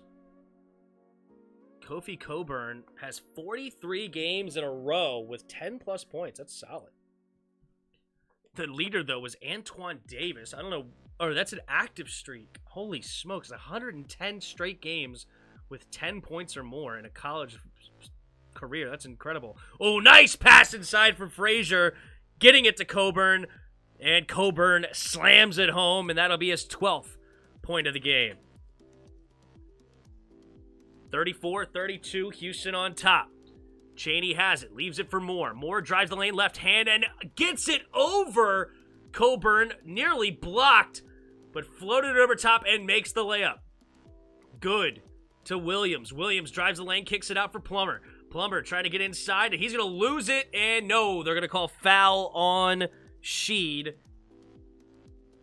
So, not in the bonus yet. I don't think they're going to call that a shooting foul, are they? Nice shot by Moore. Not afraid on the other end of the big boy Coburn. Oh, they are going to say it's a shooting foul. So Plummer will go to the line for 2 free throws.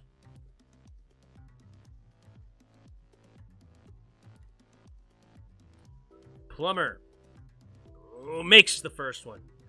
Bounced on the rim a few times. Does get it to fall. Vonzo Plummer. That was his first point of the game today. He had 15 against Chattanooga, but only 1 today. His second free throw's up, and the second free throw is no good. So it's still 36-33 with just over 15 minutes to play here in the second half. Frazier meeting Edwards at the top. Now leaves it for Moore. Moore gives it back to Edwards. Edwards back to Moore. On the baseline, spinning back towards the middle. Now, little floater in the middle, no good. Turnaround jumper isn't good, so Williams gets the rebound. Oh, Frazier's going to jack up a 3 in transition, and no good. And they're going to say it's out of bounds off of Houston. Coburn definitely got a hand in there, but I guess they're saying he did not get the last hand on the ball. They're not going to review it. 36-33. White Jr. goes to the bench for Houston. Williams gets it into Good, and Good, no, terrible bounce pass. And he goes off of Good's legs. Tough pass there for Illinois on the inbound. And Illinois' coach can't believe it. Puts his hands on his head in frustration. All right. Sheed setting up the offense. Giving it to number 13. Now he hands it off to Moore. Moore gets a pick. And from the elbow, gets it to go and draws the foul. Luke Good's going to get called for the foul, and he can't believe it.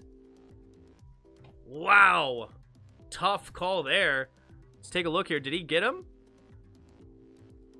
Oh, terrible call. Wow. Don't really like that one much at all, to be honest with you. But that's just been the whole game, it seems like. Juwan Roberts was number 13. He's the one that set the pick. All right, Moore will have 2 free throw opportunities here. No, he made the bucket. Sorry. So it's a 3-point play opportunity and no good. So the free throw does not fall. So the ball don't lie, right? Melendez back in the game for Illinois. Gives it to Frazier. Frazier gives it to Good. Good's going to jack up a 3, and this one is no good. And Edwards the rebound. Here comes Houston. 14 minutes left. They have a 5-point lead. Oh, Moore's going to take it all the way. Can't get the layup, though. It was actually Sheed, who missed it. Rebound, Coburn. Frazier now has it. Illinois, again, trying to slow this game down. They don't want to get into a bunch of transition with Houston.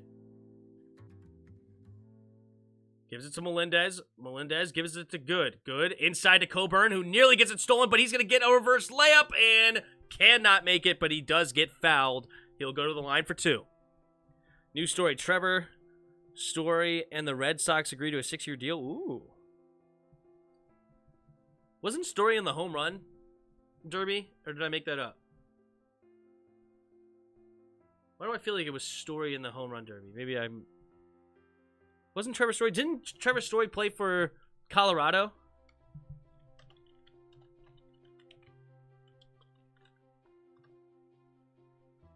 Yeah, he was in the home run derby.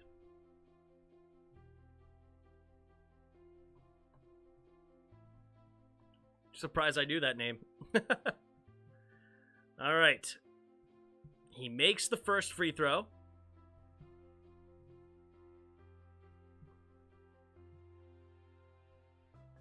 He was only 5 for 10 from the free throws line last game. He's already 5 for 5 today. 6th free throw is up, and it falls. Hit the front of the rim, backed off the backboard, and went in. So 35-38. Houston still has the lead with 13.5 to go in the second half. Sheed gives it to Moore. Moore to Edwards. Back to Sheed.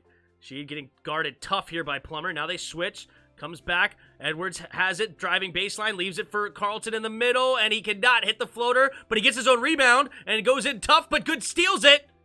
And it's out of bounds off of Moore. Great play by Luke Good. Ooh, Carlton got Kofi Coburn off balance on the rebound. He thought he was going to be able to easily take it to the hole. And instead, Luke Good steals it. And he wanted a foul, didn't get it. So 38-35. Frazier. Gonna get a pick here from Good. Guarded by Moore now. Leaves it for Kofi Coburn on the baseline. He's gonna get double teamed. Back to Frazier.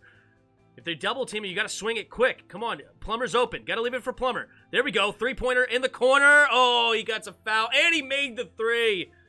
Tough. If Coburn passed a little faster, he wouldn't have got fouled, and that would have been an easy three-pointer. The three-pointer was made, but instead, Coburn gets fouled, and that's going to be the 6th foul. So the next foul opportunity will be a 1-and-1 if Houston commits another one. So that'll be Illinois shooting. Melendez gets it to Frazier. Frazier resets at the top of the key. 15 seconds on the shot clock. Guarded by Moore. Frazier swings it to Plummer. Now getting it inside to Covey. They bring the double team. Swings it to Good. And, ooh, dangerous pass, but Good saved it. Good. Giving it to Melendez. Melendez now pumping, driving, right hand, and gets it to go.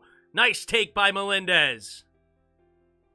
38-37 now. RJ Melendez got 7 points on the day. He's 3 for 3 from the field. Sheed at the top of the key. Guarded by Plummer. Gives it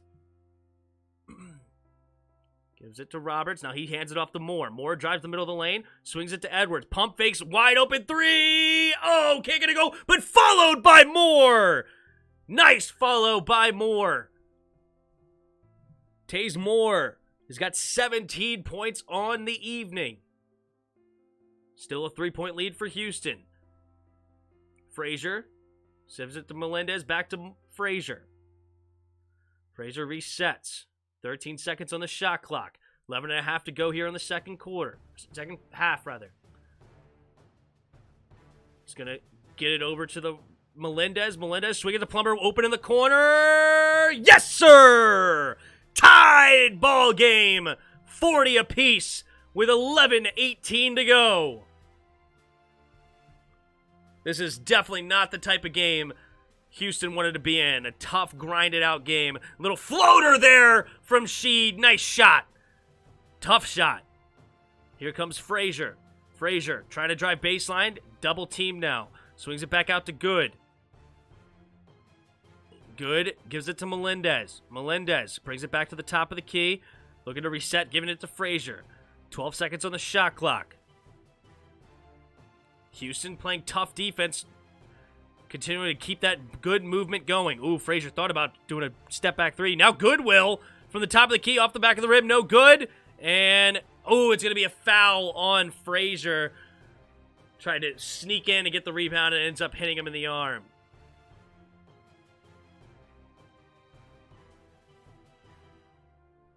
All right, so it's a 2-point ball game.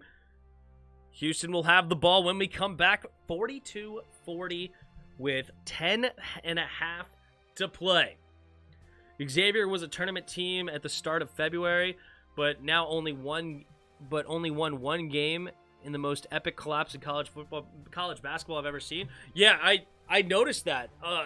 When I was looking at the Big East, I was seeing that like they had what was it? Creighton had a win over them, and Villanova had a win over them, and somebody else had a win over them, I think, that was in the Big East. Providence, I believe.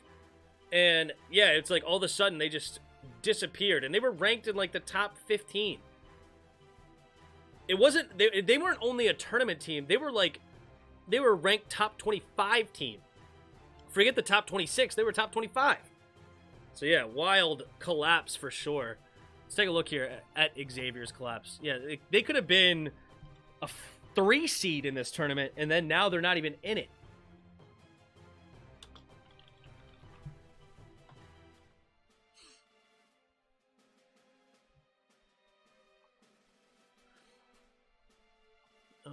Where was it?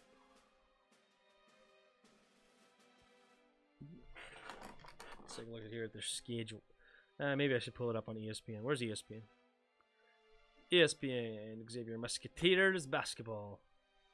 Yeah, look at that. UConn beat them. Providence beat them. Seton Hall beat them. St. John's beat them. Then they beat Georgetown, but who cares about that? And then they lost to Butler in the Big East tournament. Their last win was UConn, a 24 overall at 74-68. But yeah, it was tough. It was Seton Hall that beat them, not Creighton. They beat Creighton. Twice, actually. But yeah, definitely a huge collapse.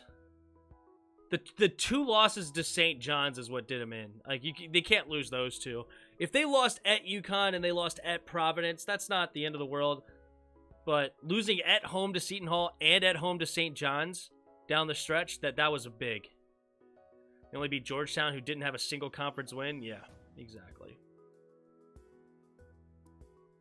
Is Ewing still the coach of Georgetown? Who's the coach of Georgetown right now?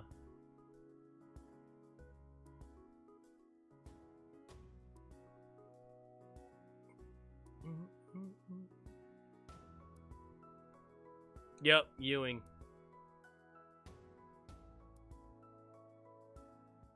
Athletic director supports Ewing amid Hoya's 19-game skid. Wow.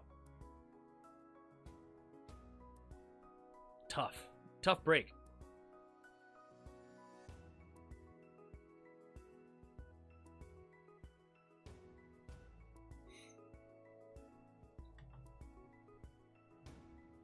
All right, we're getting back into it here. 10:34 to go here in the second half.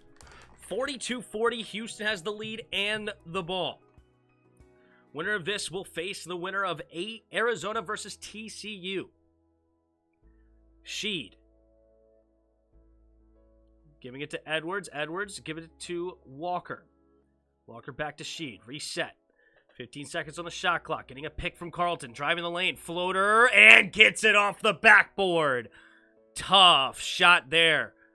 These guards for the Cougars, they know how to put points on the board. Frazier walking it up for Illinois. Getting a pick from Good and Coburn.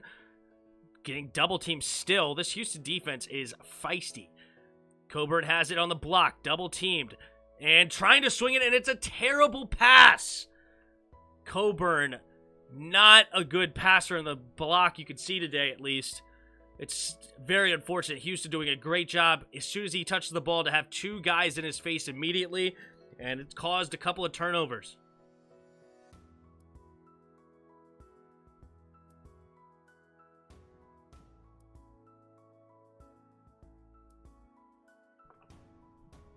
Somebody get a hand on it? How was that so bad? Oh, that's a foul, dude. I mean, he's all over his arms. That's tough. Not even touching the ball. What up, Stephen Brimley? Oh, a little fadeaway jumper. Nice shot from Sheed. Sheed turning it on here in the second half.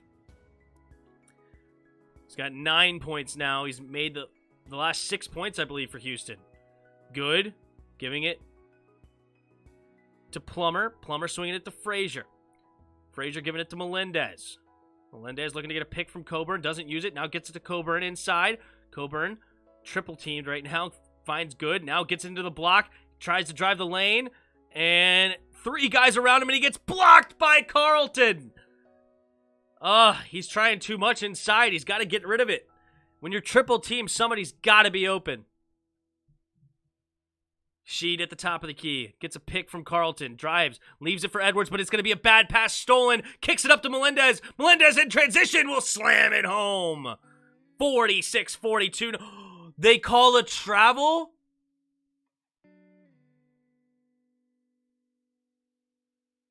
No, wait a minute. Oh, they call a technical foul for hanging on the rim?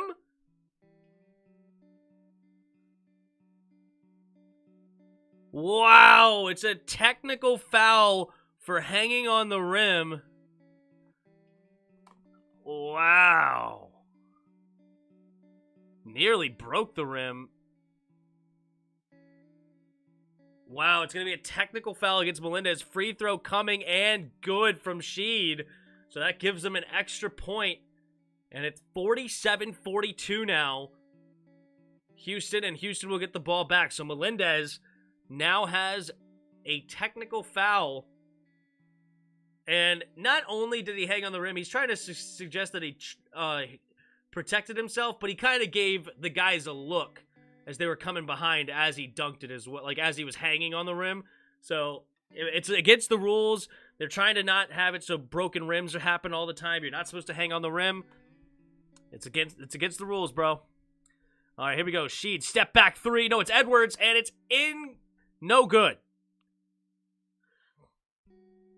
Coburn the rebound. Gives it to Frazier. Illinois again walking it up, down by 5.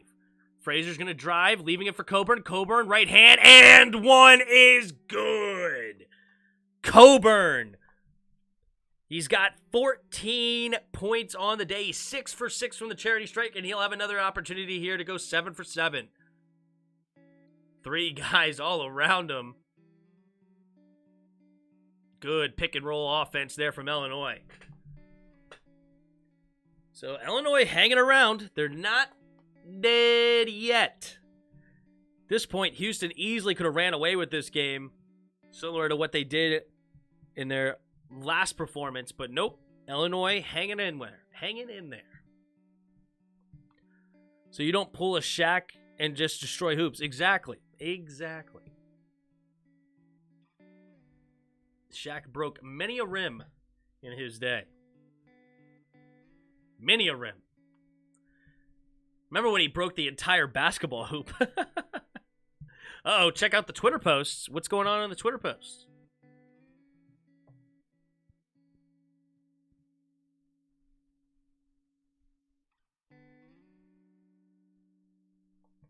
Randy Gregory says,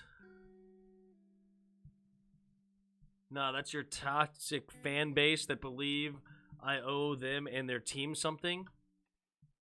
Oh, Randy Gregory getting a little hot with a fan, I guess. Somebody said, my boy, you sound upset. Oh, Randy Gregory going on a...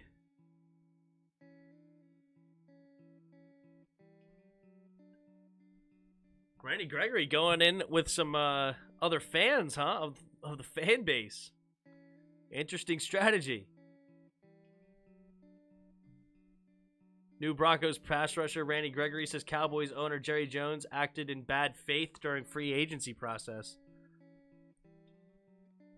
Y'all opinions don't pay my bills. Your bills are going to get paid with the contract the Cowboys gave you. It was the same contract with one extra rule for you to follow. You just didn't want to be held accountable. Same problem that has caused you to be suspended so much. Nope, your owners acted in bad faith in free agency. They've been awfully quiet lately, huh? Wonder why. Can't wait for you guys to ask them the same question. Huh, Randy Gregory getting into it. Randy Gregory ain't wrong. That's funny. I want TCU to beat Arizona. I don't think I predicted TCU to beat Arizona, but I predicted Arizona to lose somewhat early. To Houston. I predicted Arizona to lose to Houston, I think. Randy hates the fan base, yeah. Figures. Who wouldn't hate the Cowboys fan base? But no, it's these guys, you know, like, who cares? It's just... Every fan base is the same. You know, there's just more Cowboys, so you hear it more, but every fan base has those ding-dongs in it that say stupid stuff all the time. I mean, you see the Redskins fan base. I don't hate on that. It's funny to say it, though. I understand it. It's funny to trash on the enemy's fan bases. It's just... You see it all over the place. There's a lot of stupidity. All right, so Coburn going to the line for the three-point play.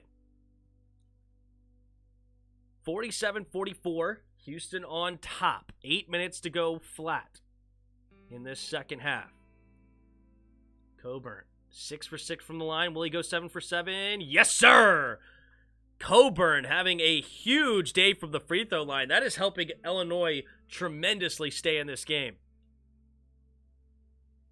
Sheed walking it up. Guarded by Frazier. Getting a pick for Moore. Now sleeves it for Moore. Moore spinning in the lane, and he will hit the floater. Tough shot. Coburn didn't really sell out for the block. He may have been able to if he really went at it, but he decided to keep his feet, and instead, Moore hit the jumper. Melendez gives it to Good. Good swings it to Frazier. Frazier resets at the top of the key. Looking to get it to Coburn. Doesn't have it. Good swings it to Plummer. Plummer thought about the three, didn't take it. And he tried to draw the foul. Didn't get it. 3 seconds on the play clock. Melendez is going to try to get a floater. No good. Good with 1 second. Huge blocks by Houston. One coming from Roberts. The other coming from Carlton. Tough plays there on defense. Boom. Boom, boom.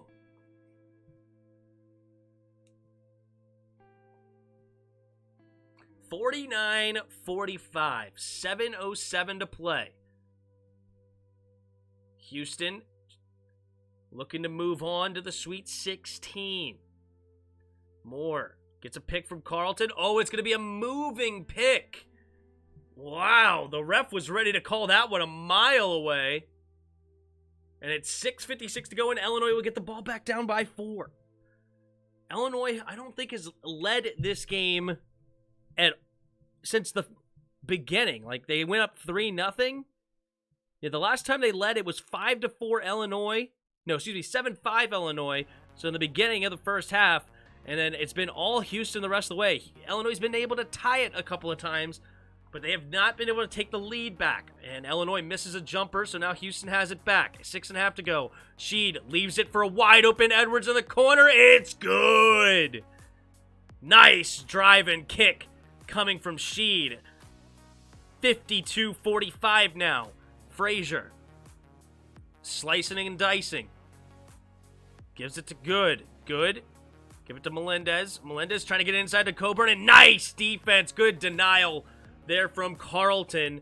It's going to stay Illinois ball, though.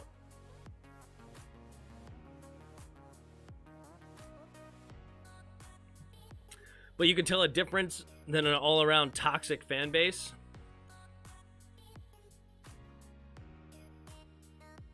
Remember when the Saints fan base tried to sue the NFL for a bad call?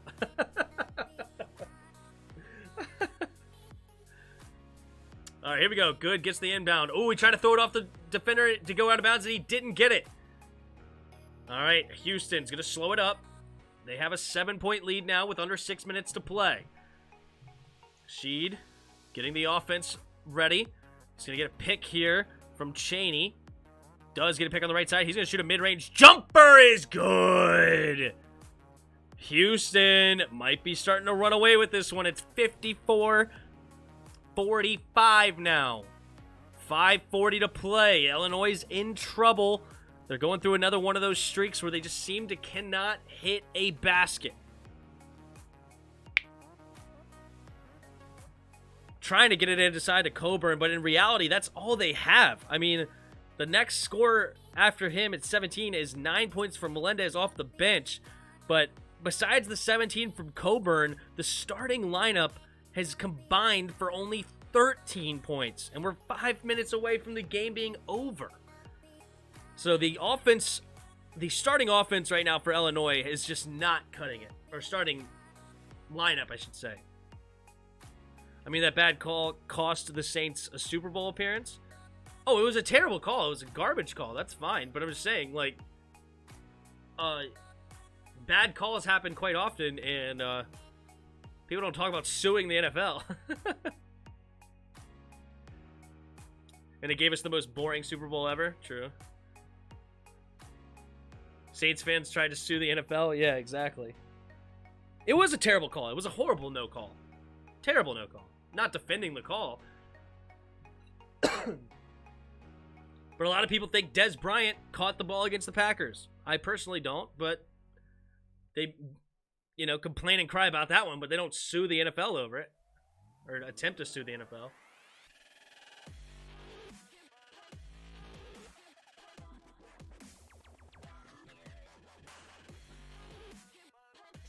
I mean, imagine being a fan trying to sue the NFL over a bad call.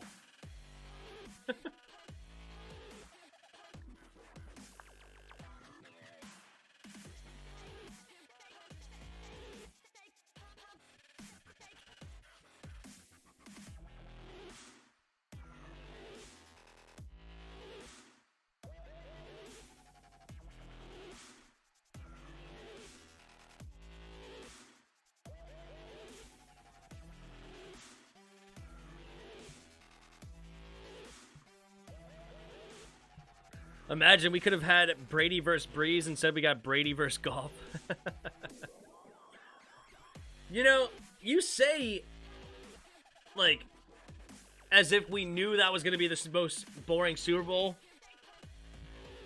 But the Rams offense was a powerhouse that year. A powerhouse.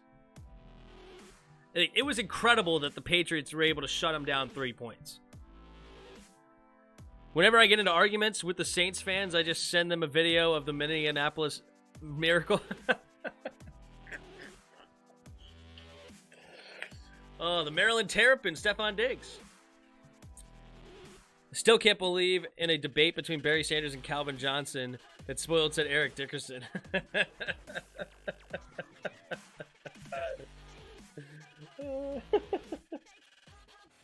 Oh, the good times. All right, here we go. 5:40 to go here in the tournament. 54-45, Illinois. They got to turn on the offense. They only have 45 points at this point. It's not very good.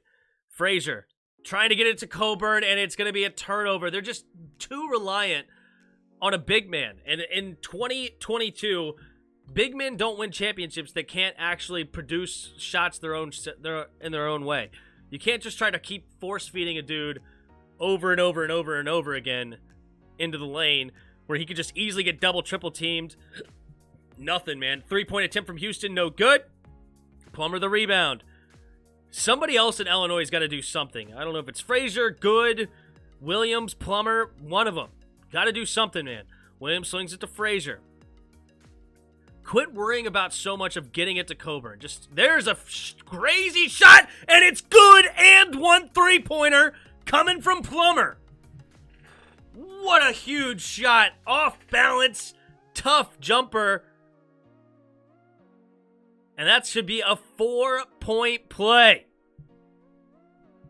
Imagine putting 4 fingers up like this. Like, a player on the bench was doing, I can't even do it right, but I have to pull my own pinky. But he's like, yeah, 4-point play. Like, you mean 4-point play? Yeah, 4-point play, man. 4-point play.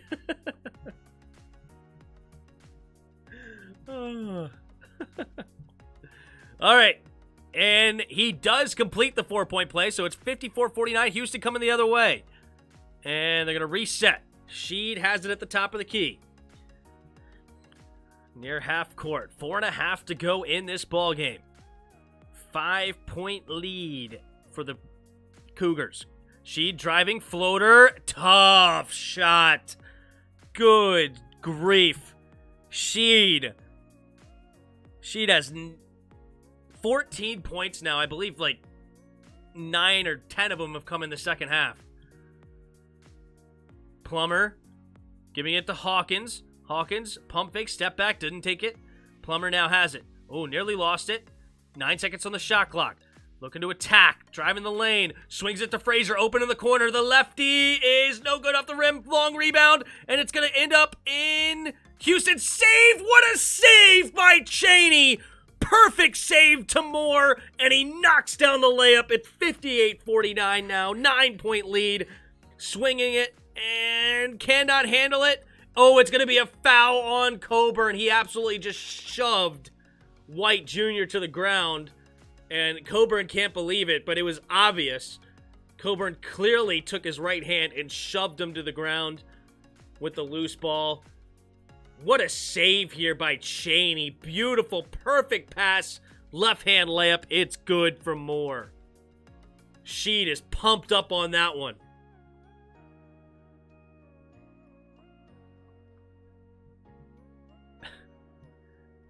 Proves my point that 4 points isn't a 2-possession game. It's technically not. It's true.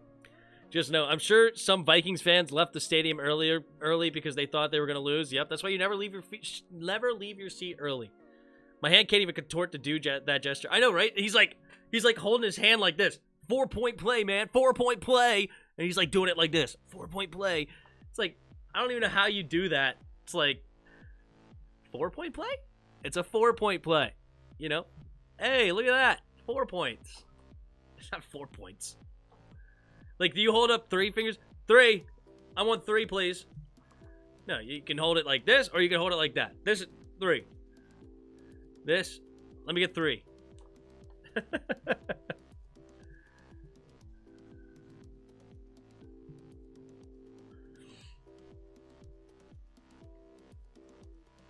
Can any of you do this? And then go back and forth? That's my claim to fame right here. I should just delete my channel and just do this on a YouTube video all day. I left my seat early in the first NFL game. We were down 31 in the last 3 minutes. I didn't miss any miracle. That's funny. I was at the 24-0 game against Tampa Bay. I went to that game. Me and my wife were there. And I remember I was like so mad at the game. It's like, oh, this game's trash. And Selena was like, oh, it's okay. They'll come back. And I'm just sitting there thinking, Redskins never come back from this. This is stupid. And then sure enough, we made the comeback at 131. 31-30. It was awesome.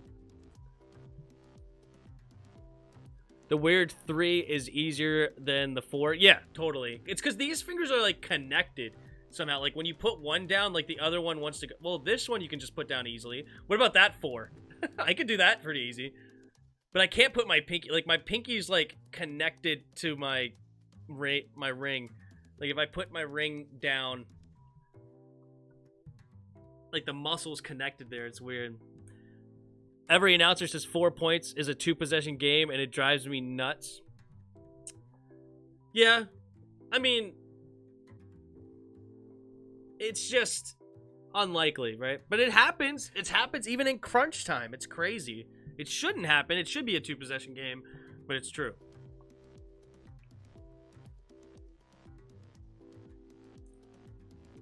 What a save by Walker. Oh, this whole time, or excuse me, by White, rather. This whole time I was giving credit to Cheney because I thought it said 25, but no, it was White Jr. making the save, and then he gets fouled by Coburn, and he's going to take 2 free throws. White Jr. coming clutch down the stretch, and he makes the first one of the front end of the 1-and-1. Do the Shantiro 21 sign that Santana made up. Oh, gosh, I don't even know what it is. I've never seen it. I don't remember that one.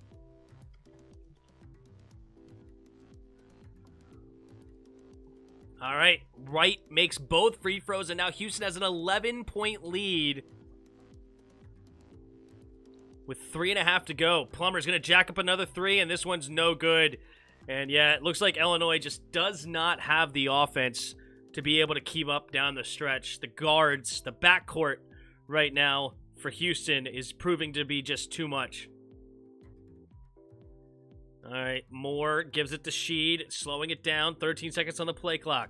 Sheed gonna drive, kicks it out, and wide opens White Jr. for 3. Stop! White Jr. having the performance of his life down the stretch right now. All over the place. Knocks down the 3. It's a 14-point game now. Frazier gives it to Good. Jacks up a 3. Off the front of the rim, no good. And rebound goes to guess who? White Jr. again. White gives it to to Sheed. 2.5 to go. 14-point lead. Houston has the ball. Not looking good for Illinois. It's almost like you want to start the foul game now. And they do foul, actually. Plummer does foul Sheed. See if that pays off. Left wide open is White Jr. What a play.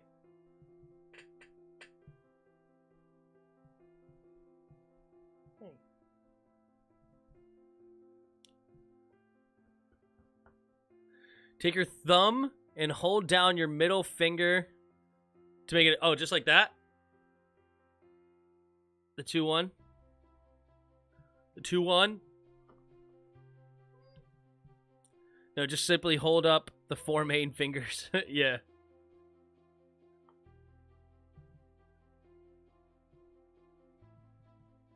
Four-point play, bro. 4-point play. So that's the 21 you decided to go with, not this one? I don't know. Which one would you have gone for? That one? I guess if you're doing it that way, I feel like it's better. I don't know. I kind of like that one better, though. 21, baby. I don't know. It's interesting. All right, 65-49 after the made free throw. 2:20 to go. Frazier kicks it to Williams. Williams drives the lane, swings it to Plummer. Plummer, step back three, is off the back of the rim, no good. Williams gets the rebound, though. Illinois' got to do something here. Frazier drives the baseline and nearly stepped out of bounds, somehow didn't. No, and now good did. Houston. Yep, all of a sudden they have exploded down the stretch. And it looks like Illinois' season is going to come to an end a little early.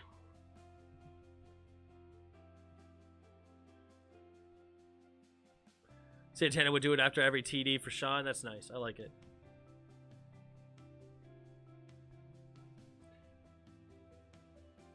Because at the same time, it also makes a W. That's why I kind of prefer the middle finger. It kind of makes a weird shaped W a little bit. All right, Houston, under 2 minutes. Sheed gives it to Edwards. Edwards back to Sheed. Illinois, a little bit desperation mode, but they don't really have much choice. White Jr. in the corner. Stop! Oh, he missed it. I was about to say, that place was about to go berserk if he made that one. And there's the layup. Nice, well done.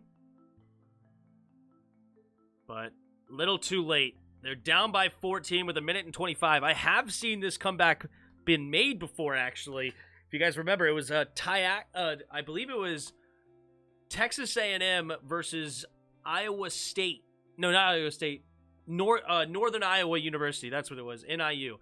Northern Iowa versus Texas A&M. I remember watching that one live, and it was about a 14-point deficit in about under 2 minutes somewhere, and somehow Texas A&M came screaming back and ended up winning in double overtime. Crazy. That's a W. Let's eat one. Yeah. No, you got to eat the W like Jameis. Yep. That's funny. We're going to put the W's up, and then we're going to eat them. Uh-oh. Yeah, this game is all but over. Illinois is not even trying to foul. They're trying to get the steal, but they're not trying to foul. Ain't going to work. White Jr. open, and Illinois is pretty much given up here. Sad to see. Very sad. Sheed. Pump fakes, gets around easily, drives the lane, leaves it for Edwards in the corner. Edwards has 2 seconds to get rid of it, and it's going to be a 24-second violation. But the thing is, it doesn't matter because wasting 30 seconds off the clock was massive. So it's going to be 55 seconds, down by 14. This would be the largest comeback ever. They're just going to have to jack up half-court shots, basically. Deshaun Jackson in the background of that clip is like, what in the world is this fool talking about?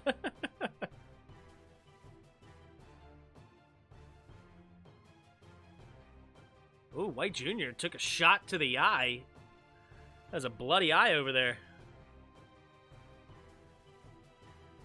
By Melendez on the other side.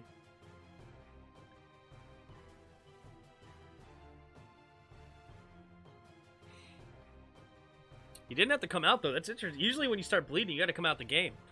But not today, I guess. Frazier coming around and nearly loses it. Somehow got back up. Was on the ground with the ball and stood up. That's usually a travel. For some reason, Deshaun Jackson never liked to score touchdowns. He always dropped it at the 1. He scored plenty of touchdowns against Washington.